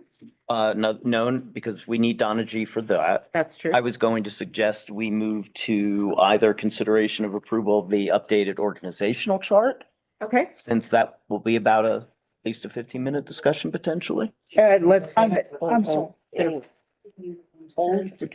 Okay, She gets all the paperwork. the Board of County Commissioners action item, I'm sorry. go back to consideration of approval I of can do a calculation for you. county. I want to do a calculation for you of the taxes if we make some Oh, changes. thank you. I appreciate it. Sure.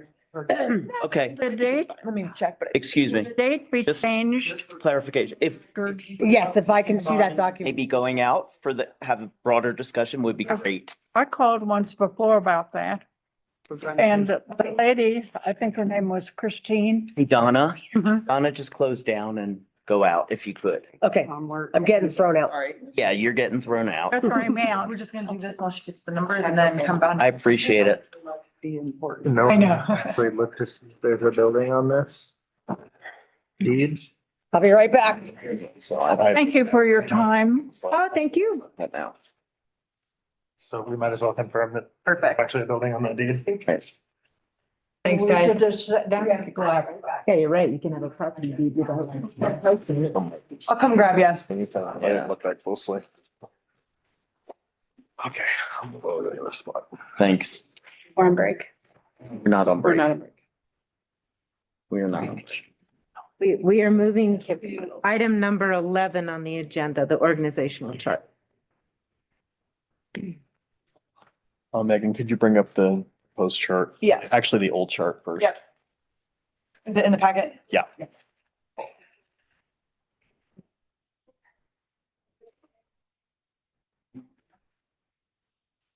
And this is, Item 11. thank you. Okay.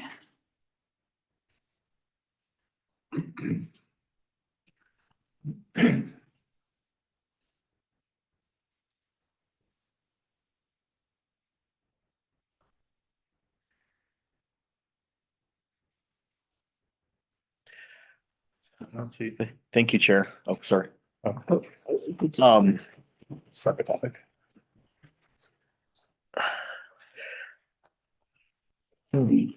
This is this is a digital copy of the draft of the old chart that was approved by the board.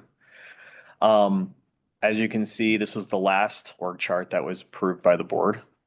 A lot has changed since then, most of which is noted in the memo, has been previously discussed in some fashion with the board. But we're trying to get this all finalized on the org chart. So one of the things is the existence of a deputy, IT being independent, and Charlie's Place and the animal shelter reporting to Stratcom.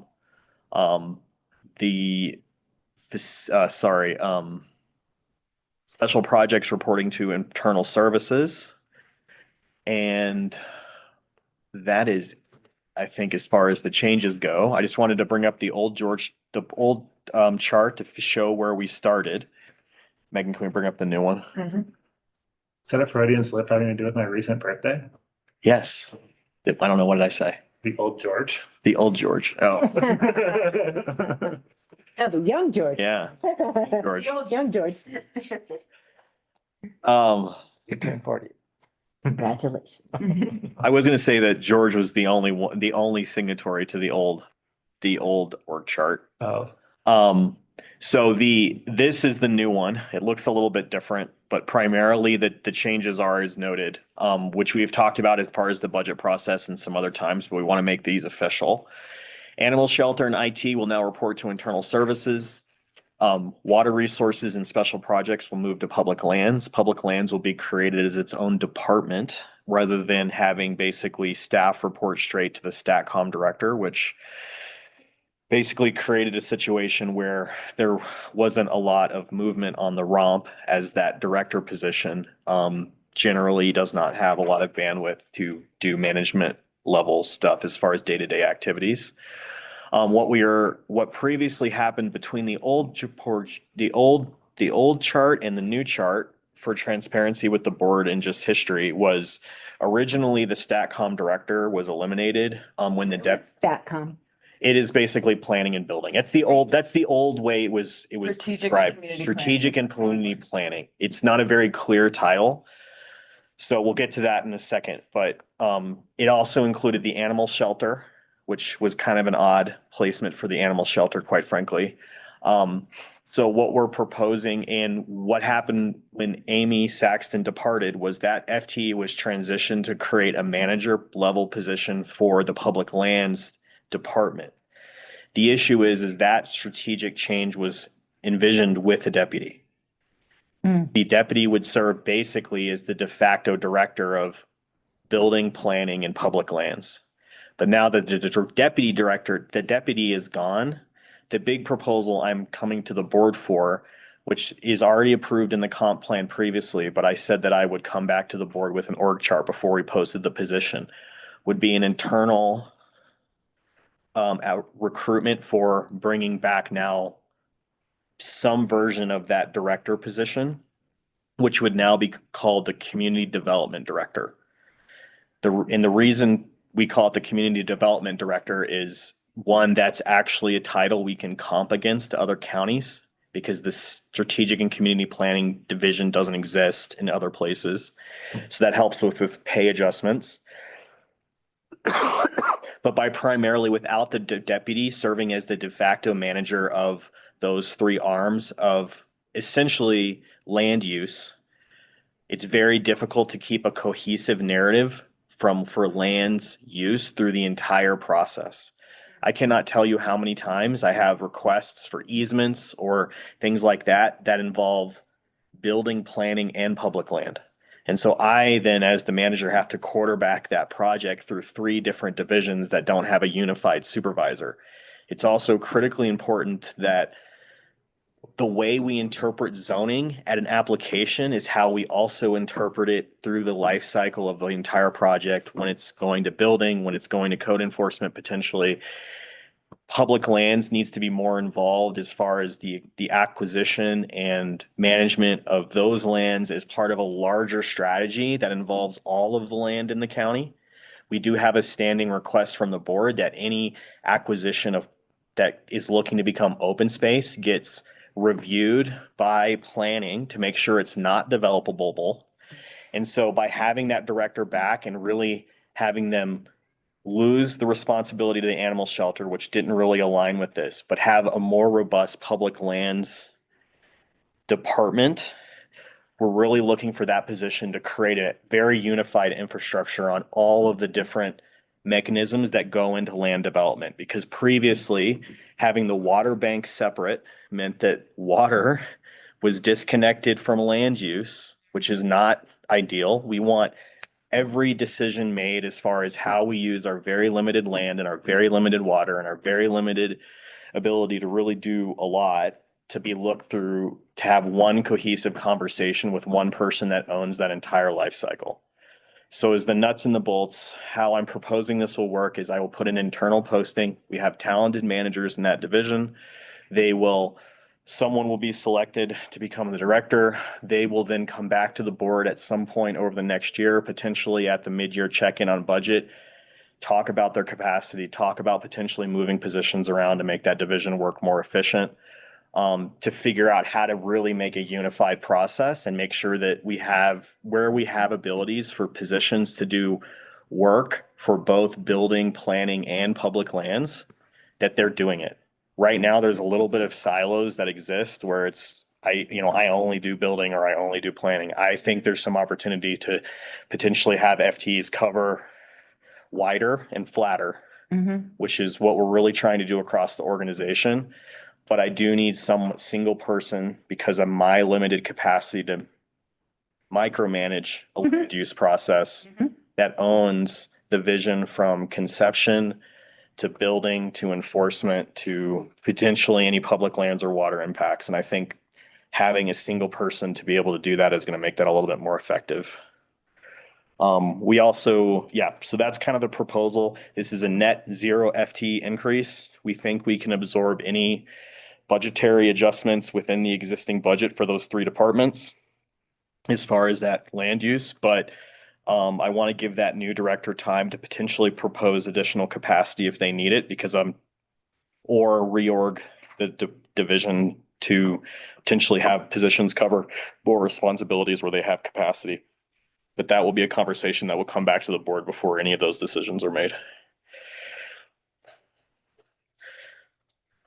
Do you think this is going to help the situation when somebody wants to say out on a garage or whatever? Is this going to speed up the process for them? Yeah, I think it'll speed up the process. I don't think it'll make the process way more consistent. And in places where the open space committee needs to make a recommendation, they're getting input from not just open space employees, from planning and building and water and everyone else, because all of these decisions are very interconnected. And I would like to see a more unified end-to-end process that remains a consistency across the board without having to do a lot of refereeing, right? And right now it's just human nature, right? You have 3 separate managers with 3 separate interpretations, nobody above them except for me. And so then I want to create as smooth and consistent of a process as possible for applicants, for anyone asking for a land use decision, including the board, so that we can work all that out internally and speak with one voice. And I really need someone to own that end to end at that point.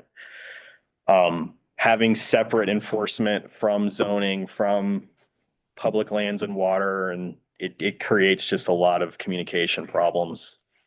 So that would be the proposal. Especially without a deputy, really need someone to own end to end. That was my next question is, do you think this is going to help you be able to manage this easier? So Yes. Smoother and not taking up so much of your time? I am, because of my time restraints and the amount of meetings I am in, just being transparent with the board, I have a hard time like making sure that every step of a process is followed and that this person talked to that person and stuff. And then really what I'm tasking that person to do is hold that vision for me and make sure that every person who needs to be in that conversation, everything is considered, because as y'all know me, good decisions are my biggest goal. And right now, without a unifying process or command flow and my limited ability to make sure that that happens, I think that we're potentially opening ourselves up to some unnecessary conflict internally, which is a bad experience for applicants. Just I think that this is a good way to go with community development, and I can support reopening that director position. I don't think any of us thought the way we left it was the way it was going to live for a very long time. Did you all have conversations about site development and how site development fits into this? Colleagues, I'll note site development sits in the orange stack. It's Public Works. I think the rationale that they report through Public Works is solid, but I just wanted to, while we're talking about our land use and development review process and building permitting process, how does site development fit in? And are we going to see improvements in relationships there too? We already, I feel like, have a really strong relationship between site development specifically and the rest of land use. It does report to a separate director, but that's because STOY, in this case, for the Public Works Director, has a real incentive that I think needs to be independent of land use, which is the protection of our assets. It's very engineering focused. It's very road and bridge oriented. It's driveways, it's grading, it's everything that basically affects our road. I'm more comfortable with road and bridge basically advocating for itself in this case than having someone who has the power to impact their assets sitting somewhere else. But the expectation of STOY and whoever this community development pressure is, that needs to be a pretty seamless process for applicants. But in the case of us, in this case, might having competing interests on something that's very technical, I'm much more comfortable having that technical stay with engineering at this point than strictly code-based land use, which is what primarily the rest of the those other units do. That's my app, that I'm comfortable where it is right now. I do understand there might be a certain amount of logic to move it. But I do think that would potentially create a secondary conflict. I don't think there's a good solution there other than making sure that those connections are really tight. I'm okay with where it's at too, and I think that that is the solution, is making sure those connections are tight. For what it's worth, I have heard stories that sometimes people hear different things from site development than they hear from planning and building. I've heard those as kind of a historic condition of the way we do business, and wanted to bring it up here. Colleagues, I'm sure you'd support me in asking that we really focus on, if we're focusing on this development process, that we not lose sight of how site development is integrated. Yeah, and that's completely reasonable. And that's what we're trying to do, is eliminate as many silos as we can. Did you want to have a dotted line over to, from site development over to community development? Not on an official recorded org chart. Yes, I think yes, we're trying to eliminate silos where there can, but where there are just competing interests and in this case, distinct expertise, that's on me to make sure that they're working together well, and that any conflict in that case is being elevated to me before it becomes a problem for applicants. Because I am worried that if we move it, we're creating another problem, essentially. And just so you know, historically, that had been the case, but within the last, I would say, year and a half, there's been significant communication between those departments. And now, for example, Dustin Bertelson, who is over at Site Development, is in constant communication with our enforcement folks, and we work together and through the attorney's office. So I believe it's with them. That's good. Yeah. Okay. He's physically with them and not separate. Okay. And then my other question is Matt good with taking on animal shelter? That's the only one that kind of sticks Animal out. shelter and IT, he is good and has been, as an interim basis, doing really well with managing both of those. All right. I think, Matt has got a great team in facilities. He's comfortable there. He's obviously a killer at GIS, so that doesn't take a lot of his mental bandwidth, and he's really dived into both of those. I will point out that IT now has an outsourced director. So we have a lot of support from Axiom on kind of day to day that doesn't fall on Matt. So Matt's primary responsibility for why it's in internal services is I want to see better integration between facilities and IT. Okay. And he's okay with animal. Yes. The Venn diagram of facilities and IT particularly, there's a ton of overlap, and it's better if that sits with one person so that they can coordinate those two activities. Animal shelter is a little bit of one that's difficult to place in our org chart. It is something that a lot of counties don't do, but I think it's best served with Matt because it is largely an internal operation. Okay. Those are my questions. I want to kind of bring back up a version of the question that Jody asked. I think it's the right thing to focus on, which is whether we have enough bandwidth to, in this org chart, to, really confront our challenges. I don't remember exactly the wording that Jody asked if this would free up some of your time. I just want to ask more generally, just check in. The board gave you a goals list a month ago. I think the board put things on that goals list because we think they're mission critical for this organization solving its challenges. Are you well resourced enough to accomplish those goals?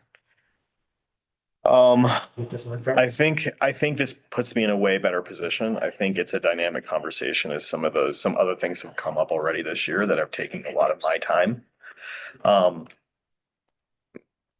This is definitely a step in the right direction. I definitely will save a lot of time. I get not dragged in as the wrong word, but I end up having to dedicate a lot of time to managing a lot of communication between divisions and that kind of stuff. And honestly, I don't have time for it, and I don't do a particularly good job of that because of it. And I can be a bottleneck sometimes. I'm trying to eliminate that for both my staff and the public. So yes, this eliminates also 3 direct reports for me. Okay. Right? I mean, between IT moving, the animal shelter, which also now currently still reports to me, public lands reports to me, building reports to me. This moves so then I'm dealing with a smaller team that's less performance reviews, that's less HR stuff that I'm hopefully dealing with too. I think as far as the goal conversation goes, I think that's also a question of scope and scale of how much progress and what the board wants to see from each one of those.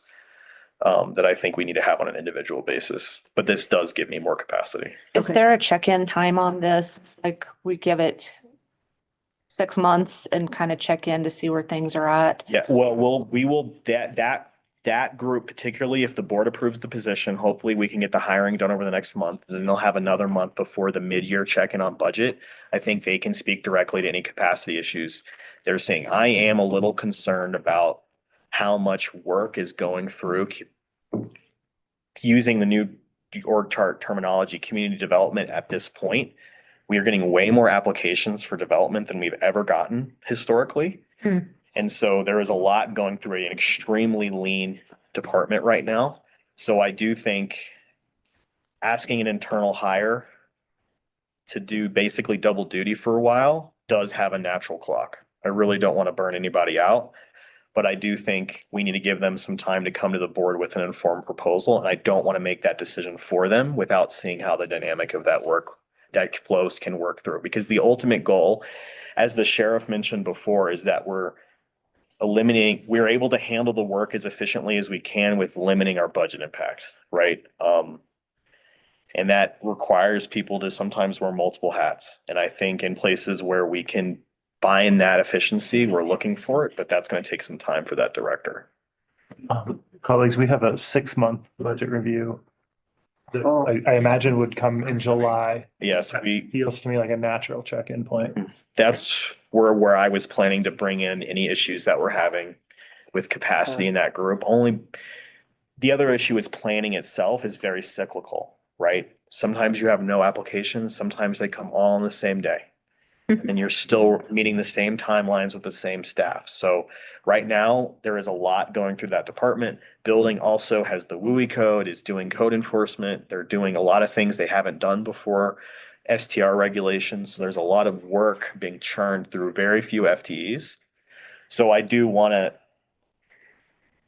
not say I can guarantee that we won't need additional FTEs, but if we do, we're going to make that case in the same way everyone else is going to need to in that group. Hey, Jody, any other questions? No, I'm good. Direction we're going. Thank you. And this is action items, so may I have a motion? Yeah. The updated county organizational chart. Okay. Further discussion? All in favor? Aye. Thank you very much, Colton. This is so much easier to read than the old one, for one. All right, we're gonna move back to abatement hearings. Would you like me to go get her? Yes. Okay. Thank you. Yep. This one was difficult because it has a senior exemption on it. Ah. Did I miss think that? Yeah. No. Thank you. I thought we were supposed to have asked internet. You need to talk to the county manager and get that taken care of. It's got to be on the Axiom side. I think we need the attorney to go after somebody. Hmm? I think we need the attorney to go after somebody. For IT? If we're not meeting our contracted fees. Of course, my provider just says, no, you'll never actually hit that. It's a theoretical maximum. Yeah. I'm back. Welcome back. George has had an opportunity to review the historical documents. Did you have a My comment? glasses, Gail. Looking at that historic document, it cannot be determined if it was purchased as vacant land. So that deed could have been purchased with a vacant land, not necessarily with a residence on it. The residence could have been built later. However, that doesn't necessarily disqualify an assessment of the condition. That's correct. We just aren't going to rely on that deed based on, to determine when the house was actually constructed. The assessor has, Only go by Hurley's niece lived in the house next to me when I was a teenager. I can go ahead and check with our building department and follow up with you personally on that. Yeah, she said that her uncle built that house. even so. That would have been Ralph Hurley. Thanks. Even so, notwithstanding, Assessor G has reviewed the pictures again and gone through the materials. And Donna, would you I like to? do have a recommendation, if I can change my recommendation. Yes. I would like to change the condition to fair based on the age and remove the two-car garage, reducing the value from 605,980 down to 453,666, with a refund of $727.84, $727.84. Okay,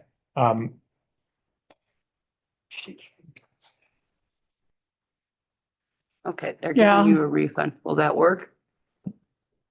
Just so we're clear, it's not based on the age of the home, meaning prior to, we're basing this decision with an assumption in favor that it was actually built in 1949 or 1955, not in the 1920s. But Assessor G, in evaluating the pictures and information, is making that decision. Am I correct? I don't want to. And then I will follow through with her and the building department to determine the year. Okay. But I mean, it most certainly is not less than fair. No, Yeah, absolutely not. okay, yeah, you've taken good care of it. So do I need a motion? Well, I just want to confirm there's no more questions or concerns. no, I think I heard, is the applicant okay with this refund? Are you? The new taxes that will be due, it will be $1,698.46. More? No, Yes, no, I'm sorry, go ahead. yeah, no, that'll be the new taxes due for 26, due in 27. And then the Okay. refund for 25, due in 26. But it's, The refund is over $700 though. Correct. Refund. You get a refund, the amount of, what's the exact amount for the record? $727.84. Okay. I thought before this came up, that it said you were still going to call it built in 1949? No, I'm gonna work with the building department and then I'll work with you personal. That is irrelevant to what we're Okay. dealing with today. She wants to correct the record, but it doesn't change the revised assessment. This assessment, well, changing your year won't change what's going on right here. No, So I'll work with you individually okay, on all that. right.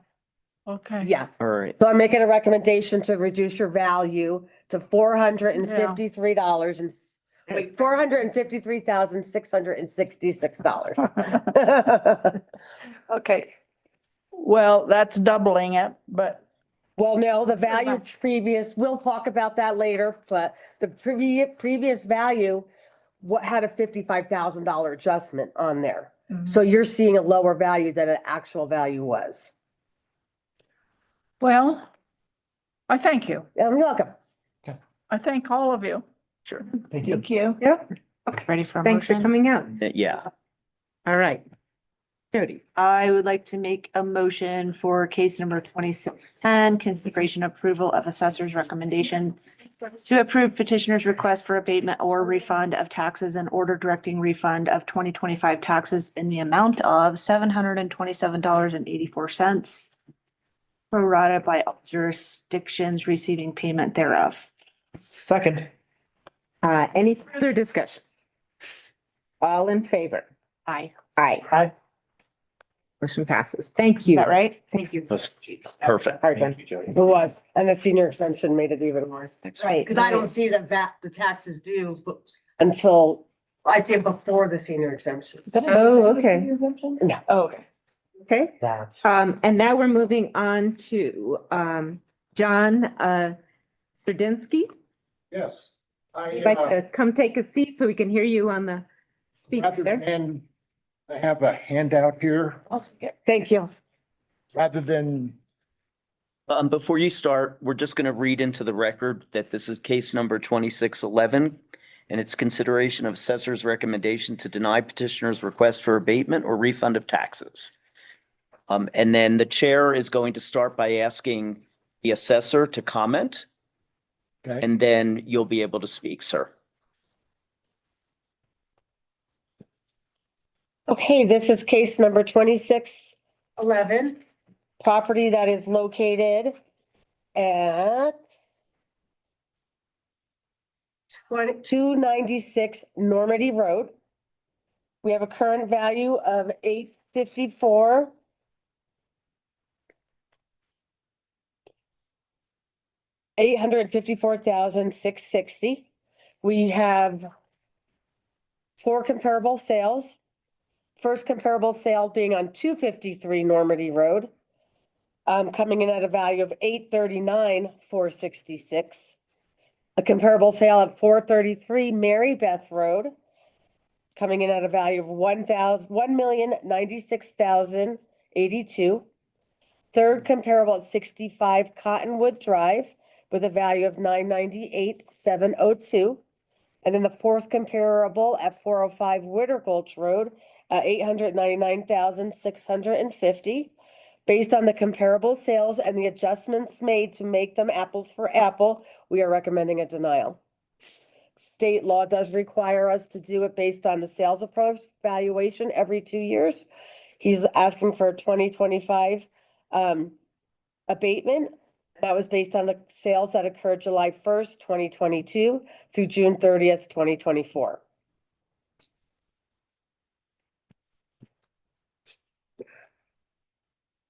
Okay, Mr. Serdinsky. yes. Well, I disagree with that analysis. I have written down, I'm not very well spoken. Well, we've got something. That, which is why I provided a written deal. The market in that particular area of Clear Creek County has fallen dramatically. If you look, I just did a quick search yesterday on the Google after a drive-through in the neighborhood. And there are 2 homes that just went up for sale. And there's a third home that has been on the market for over a year. But the 2 homes that went up for sale, one was 650,000 or something. And the other one was 730,000, I believe. And the market is soft up there. I'm retired, fixed income. And we've spent, as explained in that memo that I handed out, we had to spend $10,000 for pine beetle control this past year. And you don't know if we're done with them. It's the county certainly isn't taking care of any pine beetle or forest mitigation, because we're not that far from the national forest, right up on the edge. And anyway, I'm asking for your consideration to reduce it, not a lot, but just digs into our 401s and our retirement funds. And the other issue that my wife and I have significant heartache with the actions of the county is the issuance of an STR permit. A split log home that was probably worth about $600,000 sold to some out-of-state folks for close to $1 million. And from what I understand, part of the deal was to get an STR permit. The realtor,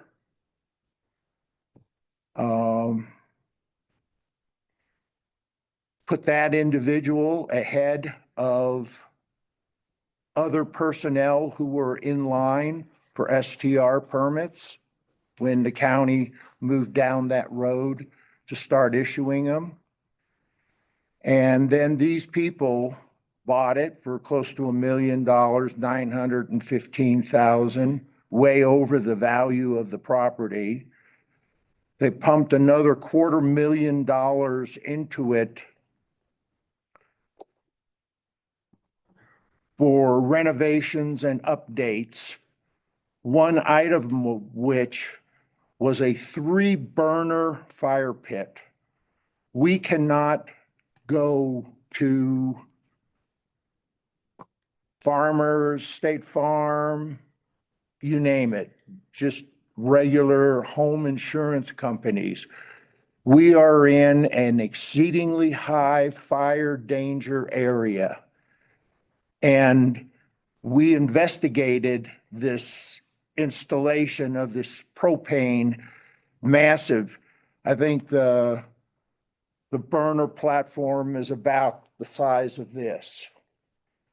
And we observe people, the renters, throwing wood in there. And you see little glowworms going up. I mean, even though it's a propane fire pit. I mean, flames that huge. We fought that with the county, raised it through the Emerge, the Eastern Clear Creek County organization, and with disappointing results. We were basically blown off. Okay. And then we went, and because we're in the Evergreen Fire District up there, we spoke to the Evergreen Fire Marshal. And he investigated it and found out that 3-burner fire pit arrangement was never part of the original permit. They were going to put in a propane grill, permanent propane grill, which I've seen several homes up in the mountains that have propane grills, and they're nice little grills you cook a steak on or something like that. So Mr. Sardinsky, just because we're limited in time and we prefer that each side gets only 5 minutes. Yeah. If you could focus the discussion specifically on the value relating to your property, the STR that's next door doesn't really affect the determination of your value. That is certainly a valid discussion, but something that needs to be discussed with the management outside of this hearing. These other homes that Donna has provided this home is 38 years old. These other homes that they're talking about that have sold are newer homes. This is a fairly basic home. Condition, I would rate it as fair. It's in need of maintenance. It's 38 years old, like I said. The roof is 38 years old. Painting, The furnace is 22 years old. Put a new hot water heater in last year, but anyway, if I were to put that house on the market today, it would not sell for $880,000. It is not worth that amount of money. Long time ago, early in my career, I had a real estate license. So I kind of know what Donna goes through and stuff like this on evaluating values of properties. But, thank you. I'm going to turn to Assessor G to explain about how you judge comparables. The issue of the unpermitted fire pit, of course, is a concern to all of us. I live on the east side of the county as well. And that can be raised with code enforcement, zoning department. Sending it right now. Okay, thank you. Our county manager is sending an inquiry about that. So thank you for letting us know. But back to the assessment. Donna G. Okay, so we do make adjustments to make the comparables the same. So like, for instance, with the land, we make the value of the land the same. And the first comparable, we had to increase the value because it was lower valued for its land. The second comparable, we had to take away value to make the land exactly the same. And then we do adjustments based on the square footage. We do adjustments based on condition, finished basements, and the garage spaces. And this house was built, Mr. Sedensky's house was built in 1988. The first comparable was 1978. The second comparable was 1980. Third was 1972. And then the fourth being 1976. I do agree that the market is softening, but according to state law, we do have to look at the comparables 2 years in arrear. And for 2025, we valued based on sales that occurred July 1st, 2022 through June 30th, 2024.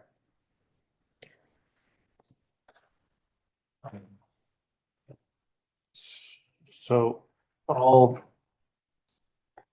my sense of I think, well, colleagues first, several of the things that are in this report are, I would argue are sort of reflected in the market, right? Impacts that short-term rentals are having on the market, impacts that homeowners insurance availability and price is having on the market. And so I would argue to you that that's already in there. The piece of the testimony that I think is of interest is effectively testimony on the condition of the home. We're looking at a home that was built in 1988 that has, looks like the roof is getting close to the end of life. That's about the amount of time you expect a roof to make it. Furnace looks like it's already been replaced once at least. What's been replaced? The furnace. Furnace, yes, it was replaced once. I heard it needs to be painted. I think that's Yes. also to be expected for a home Yes. this age. And same thing with the septic system. Yes. And so I would reflect to you, Donna, I see you listing the condition of the home as average for its age. Right. This sounds to me like what you'd expect for a home that's this age. Do you agree? Yes. Okay.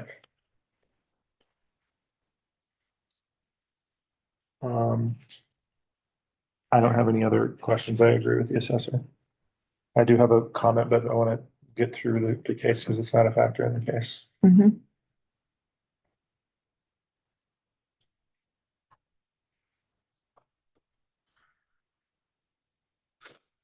Yeah, I'm going through it and unfortunately, I do hear your pain about, all the trees and everything. And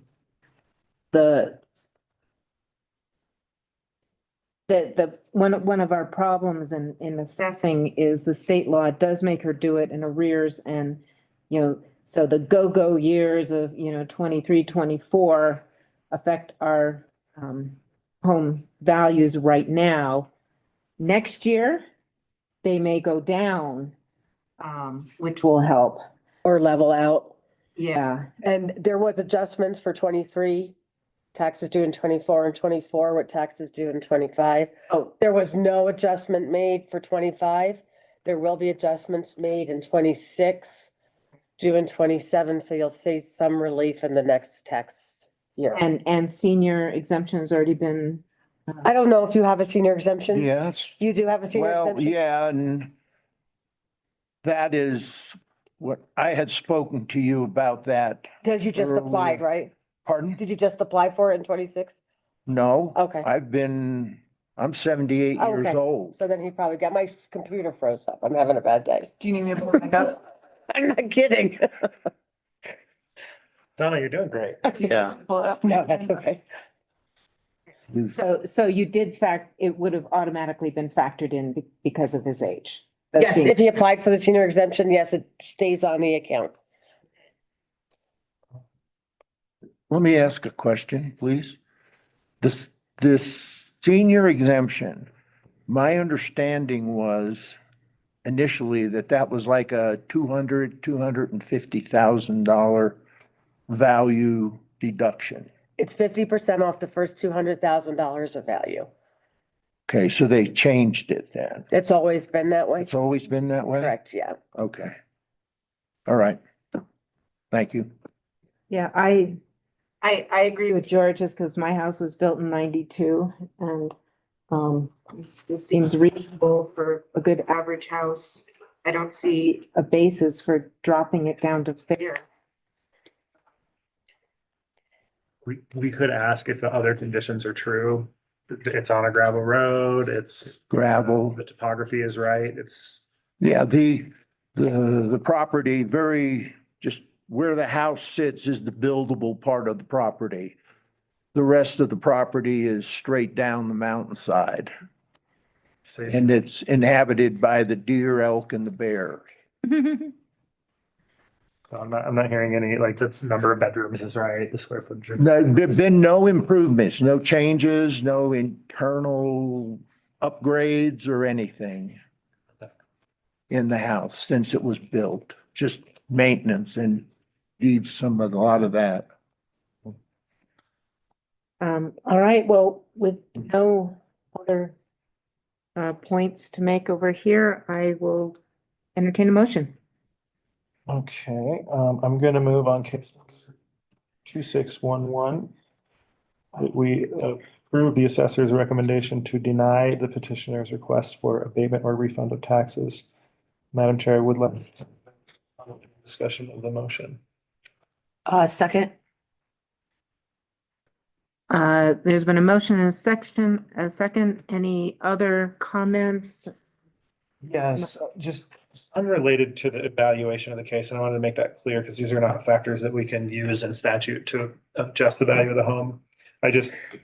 You said it, once this board takes short-term rental regulation very seriously, we also take fire risk very seriously.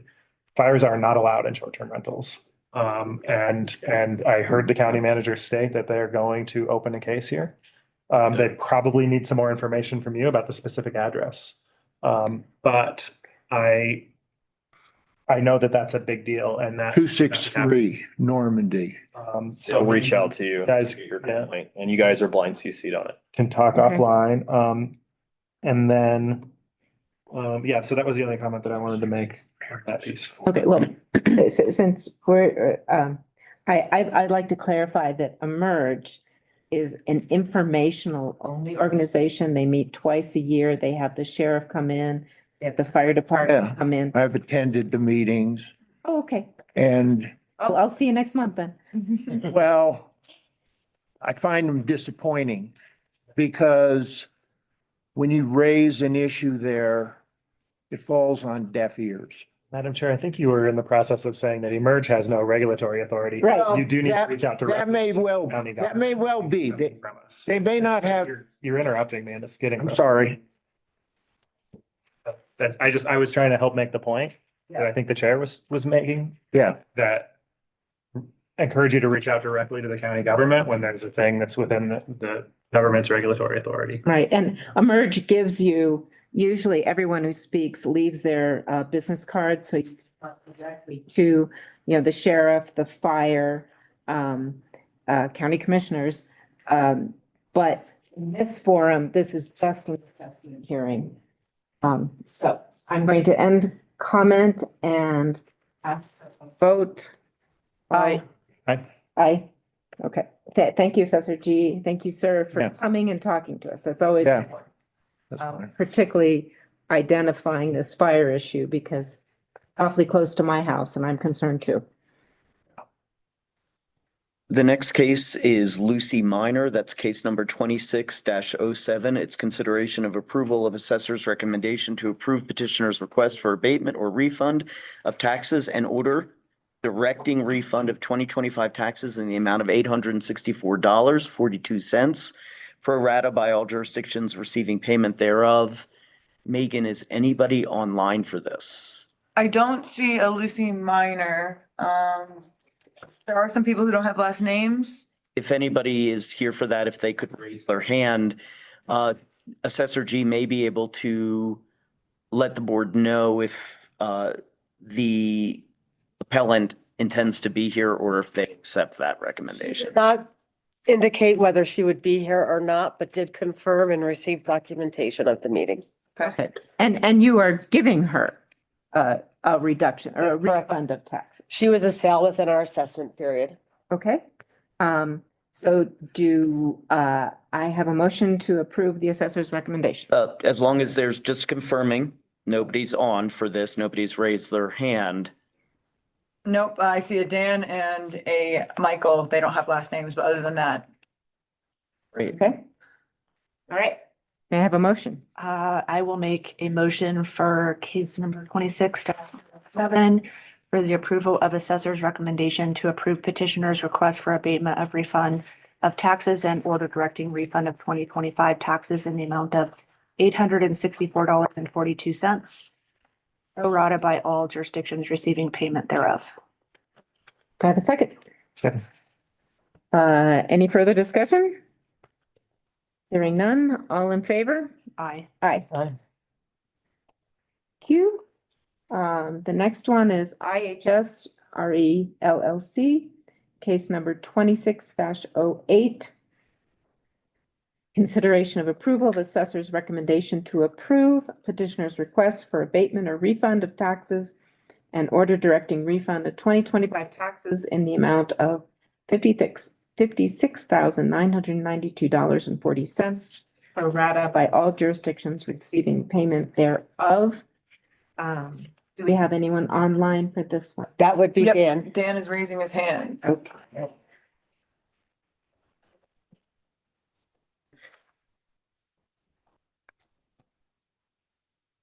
And what's Dan's last name? Do you know Dan's last name? We can ask him. Hello, Dan. Can you Hi, say? how's it going? It's Kim, K-A-I-M. Perfect. Thank you. How's it going, everyone? Thank you guys so much for your time today. So I sent out Mrs. G the information that I was trying to abate on the property tax for valuation. I understand it's off of the sales price that was submitted in 2022 for 17.8 mil. The hardest thing about this whole transaction was the mixture of business and actual real estate property. I did send the appraisal of the what they valued was actual property value, and of course this was in peak 2022. I'm not quite sure if you guys have been there, but the property was in a lot lower condition than I was taking over. So I believe that was still higher than it should have been appraised for. 95% of that land also is unusable. There's also water rights in that appraisal value that I believe should knock it down. But I'm all for property taxes and helping the Clear Creek County, looking at differences in the community and what it was being paid in back in 2020 and whatnot. So I'm just trying to abate to the current appraised value in 2022 at 9.9. Okay, thank you. Assessor G? Yep. According to state law, we do value by the sales approach or income approach. This Clear Creek County for commercial does use the sales approach. We utilize sales that occurred July 1st, 2019 through June 30th, 2024. The property was purchased for 7.8 million. We have it valued at 617,000, so $800,000 less than the purchase price. When the deed was submitted, we use transfer declarations to determine the balance of the business versus the intangible and the tangible values. This area just indicated $3 million. If it's left blank, we do not consider it because we don't know what it covers. So I did work with Mr. Kim to indicate I'd be willing to work with the $3 million to reduce it if he sent me a list of what that personal property was, which I provided to you in your packets. So I am doing a recommendation to reduce the value by the 3 million based on the documents recently submitted, and reducing the value to $13,979,040, with a refund of $56,992.40. This is a mixed area, so it does have residential along with the commercial, and that refund is being based on the commercial portion, not the residential portion, which is at the 27% instead of the 7.08/6.25. To take into consideration that intangible and tangible property.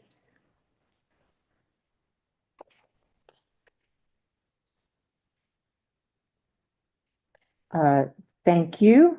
Mr. Kim, are you good with the refund of $56,992.40? I'd still like to state, I understand I sent that list of property values or personal property.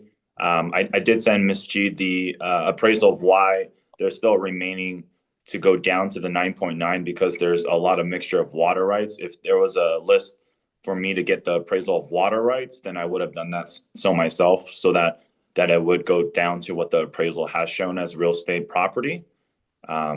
Because that's also like, there's a lot of things that I bought that's goodwill, business itself, and how long that property's been in business for. That I don't think it should be assessed that way. What does state law require you to do? Me? Yeah. We are required to do it by the sales approach or the income approach. There's 3 different approaches. Clear Creek County uses the sales approach. Okay. And so based on what Mr. Kim just said, that doesn't impact the way you value the property. That is correct. And water rights are taxable. Okay. So, help me, we are in receipt of the appraisal. The appraisal shows a $9.9 million value of real estate. And $100,000 value of tangible personal property. I think those are the 2 that are taxable through property taxes. The business value, we don't do property taxes on businesses, right? Like, that's why we also tax vacant commercial properties.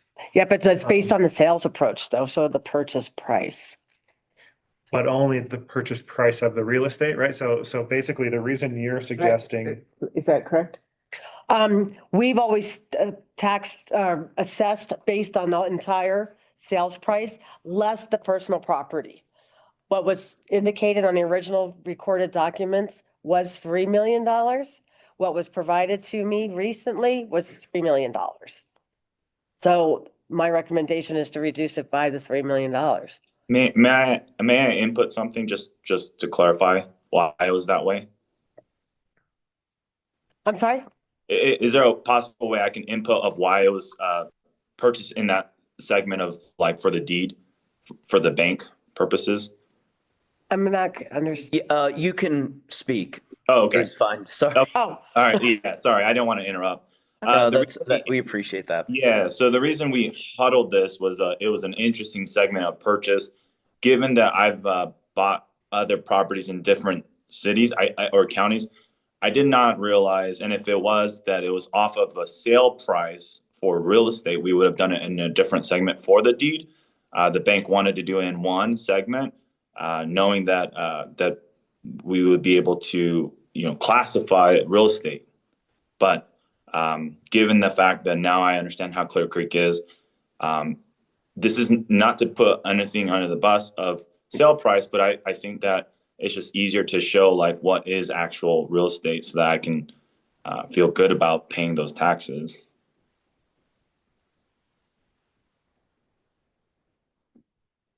So if I could summarize, maybe potentially help here, what he's saying, I believe, is that the single transaction that went through contained multiple components, right? Some of which he's arguing are true real estate transactions. Other things would be if they had bought them separately under a different transaction, they wouldn't have showed up at a single price, and it's inflating the value of that property. So he's provided itemized distinctions on the values of each individual asset classification within, so you can see what would have been just the real estate portion if they had done separate transactions for each one, because his bank preferred one, I assume one lump sum for the loan or something. Is that correct, Mr. Kim? Am I misspeaking? No, that's exactly correct. We had to do it as a lump sum because it was such a unique property that it was hard to itemize specifics. Even the appraiser had a hard time to understand, because they all kind of coincide together. In reality, the actual business property itself would be a lot less than if the water wasn't flowing through that property, nor if the business was not there. So that was just the best approach to do it. Okay, so can we help Donna G?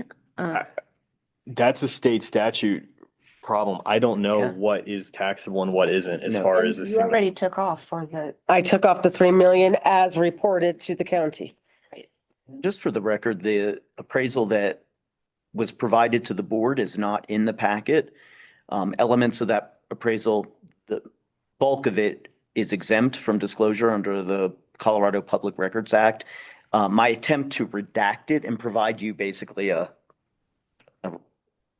copy that had a bunch of black all over it, was unsuccessful based on the Adobe program I was using. So just so you know, if it is available redacted to the public, should they require it. I just want it clear that the record that the board has it in their possession. And that's what I'm looking at. And so I'm seeing that in this appraisal, the allocation of going concern value allocates $9.9 million of the sale price to real estate. Right. And $7.8 million to business value. And That's not what was reported to us originally. right. And so what this sounds like to me is that there's maybe some information, if we can table this, maybe there's some information that your office can look at, consult with the attorneys, make sure we're understanding what statute tells us to do here. Cause we don't really make policy decisions as a Board of Adjustment, right? We just try to interpret and implement the law. And I think we need better advice.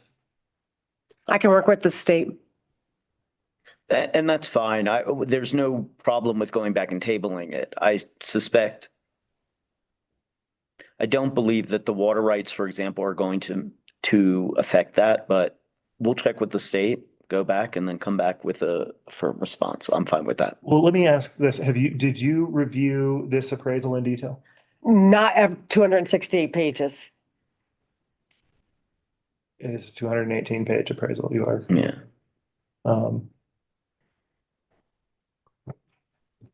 For what it's worth, I think as a learning exercise for everyone in a case like this, I think us going through our due diligence with the state and making sure that we're setting a precedent that we can continue is valuable. Okay. Because we don't get a lot of transactions like that here. Mhm. And so, especially with a single sale price. So I think we should just make sure that we're correct so that we can maintain some consistency. I Would be my recommendation. I agree. Okay with that? Yeah. Okay. And then, So- sorry, may I have one more comment? Yes. Okay, I heard Mrs. G ask, it was inputted that way for that document that we did. It was because I've never bought in Clear Creek County. In Denver County and other places, those don't actually really matter as much compared to, you're right. If it's a purchase price, it's a lot. Like I bought a lot of real estate with business, and then they would look at a different price with how the taxes and sales tax go. So that was a huge mishap on our end. Even when I brought it to the bank's attention, they didn't even realize that. And so that's once I saw this, the new tax with shock. It was something I was not prepared for. Obviously, with the environment that we're in right now, and me trying to help the community with local workers, I've just been trying to do my best. Thank you, Mr. Kim. Yeah. Okay, so we will table this for to the next board meeting. Does that work? To the next abatement hearings. Yeah, so for this, if you could do a motion to continue Yes. to May 5th, Donna, will that give you enough time? To May 5th? If not, we can do it the meeting after that. Let's do it the meeting after that so I can really give this Okay, which is full attention, please. It would be the 19th, right? May 19th, yes. Yeah. okay. Okay, Madam Chair, if you're ready. I'm ready. I move we continue case number 26-08 to May 19th. Second. Any further discussion? All in favor? Aye. Aye. Thank you. All right. Thank you guys so much. Have a great day. Thank you, Mr. Kim. I'll be in touch with you. All right. Thank you. Bye. Bye. Thank you in advance. Thank you, Donna. Yes, it's been a rough meeting. I'm gonna go back and cry. No, I'm kidding. I'm just joking. Well, we're not done yet. I know, we have one more. This would be a Cheryl, or Shelby online. Cheryl Bruton or Shelby Welch are the property owners. I see a Michael with no last name, and then the rest are staff. Michael Daly. Michael Daly was postponed. Michael doesn't have a last name on here, but if you are Michael Daly, you are postponed. We talked Okay. yesterday. So we have case number 2612, abatement request for Cheryl Bruton. She is requesting an abatement for 2025. I did confirm the year with her because her abatement said 2026 and you can't abate 2026. So I spoke with her personally and noted that it's for 2025 abatement. We did run comparable sales on this. We do look at sales that occurred July 1st, 2022 through June 30th, 2024 for the 2025 values. The comparable sales do support the current value. This is a Major Anderson condominium in Georgetown here. We have her value at $722,930. We did have one sale in the Major Anderson, which was for the $722,680. And then we had to make adjustments for the other comparable sales. We have one on Mountain Creek Drive, which is down by the lake. That one came in at $802,910. The second one is on Riverside Drive, $733,860. Another one on Riverside Drive came in at $322,020. Oh, wait, excuse me. 1, 2, yep, $3,222.20. And then the fourth one was on Riverside Drive that came in at $726,820. The ones out of the area required a lot of adjustments. The sale at Major Anderson exactly comes in on tune, and we've are continuing to see sales at that outside that assessment period for that dollar amount. So even in the downturn, they're still. Their value, they're still selling well. Okay. That's just an FYI. That's not to consider a yay or a nay. This is based on. Sales that occurred July Years ago. 1st. Yep, Yeah. yep. I don't have any questions. I'm ready to express my opinion whenever you're ready to hear it. And you would express your opinion in the form of a motion to approve? June? Well, Discussion thereafter? no, just that I support the assessor's recommendation here. I just want to note that when I look at the appeal form, what I see basically the reason to disagree is essentially disagreement with what's in statute about how these appraisals should be conducted. Of course, you're doing it in the way that statute lays out. I don't see any contest of any of the conditions of the home, the land area, or anything like that. So I just I don't see any. I think the assessor has done this right, and I support her recommendation. Jody? Agreed. Okay. Would someone like to make a motion?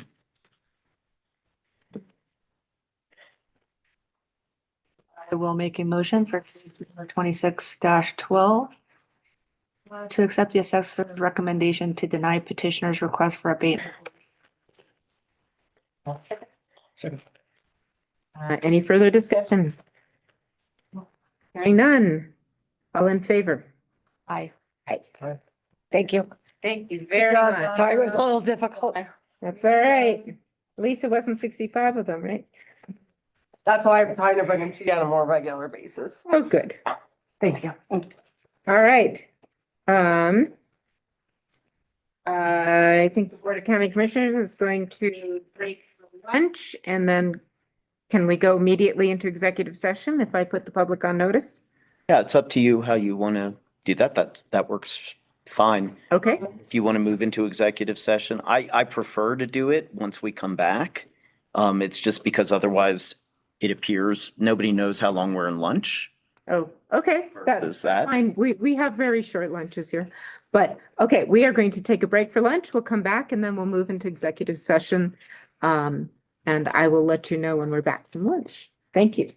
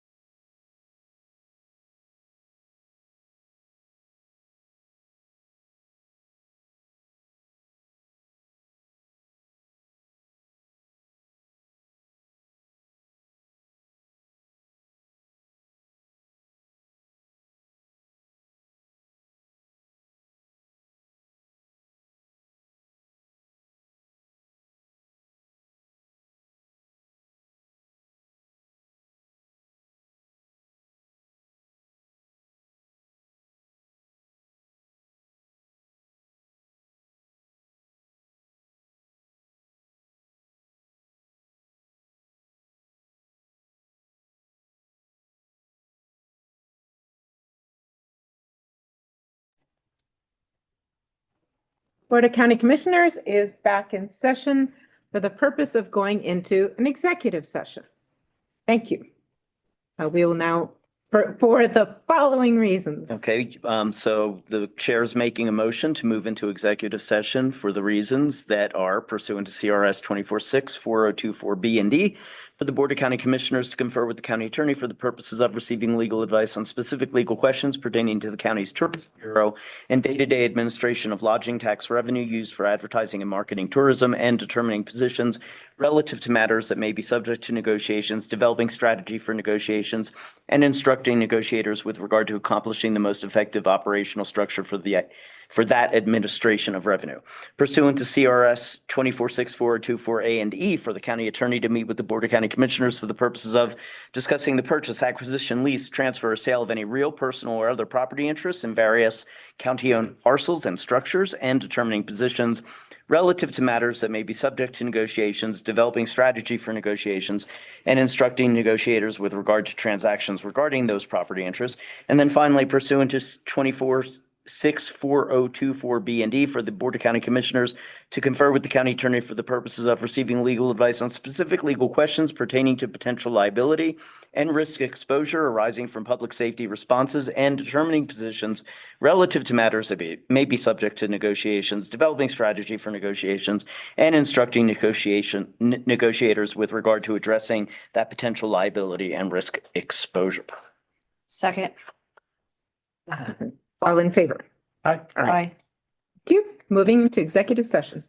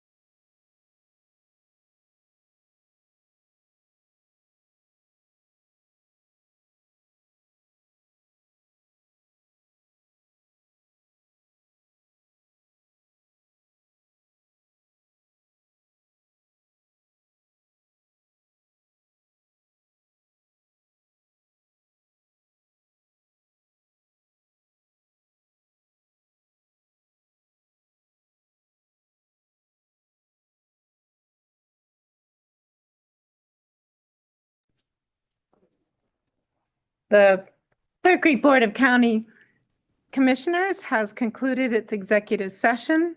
No decisions were made, no minutes were kept. We are back on the record in order to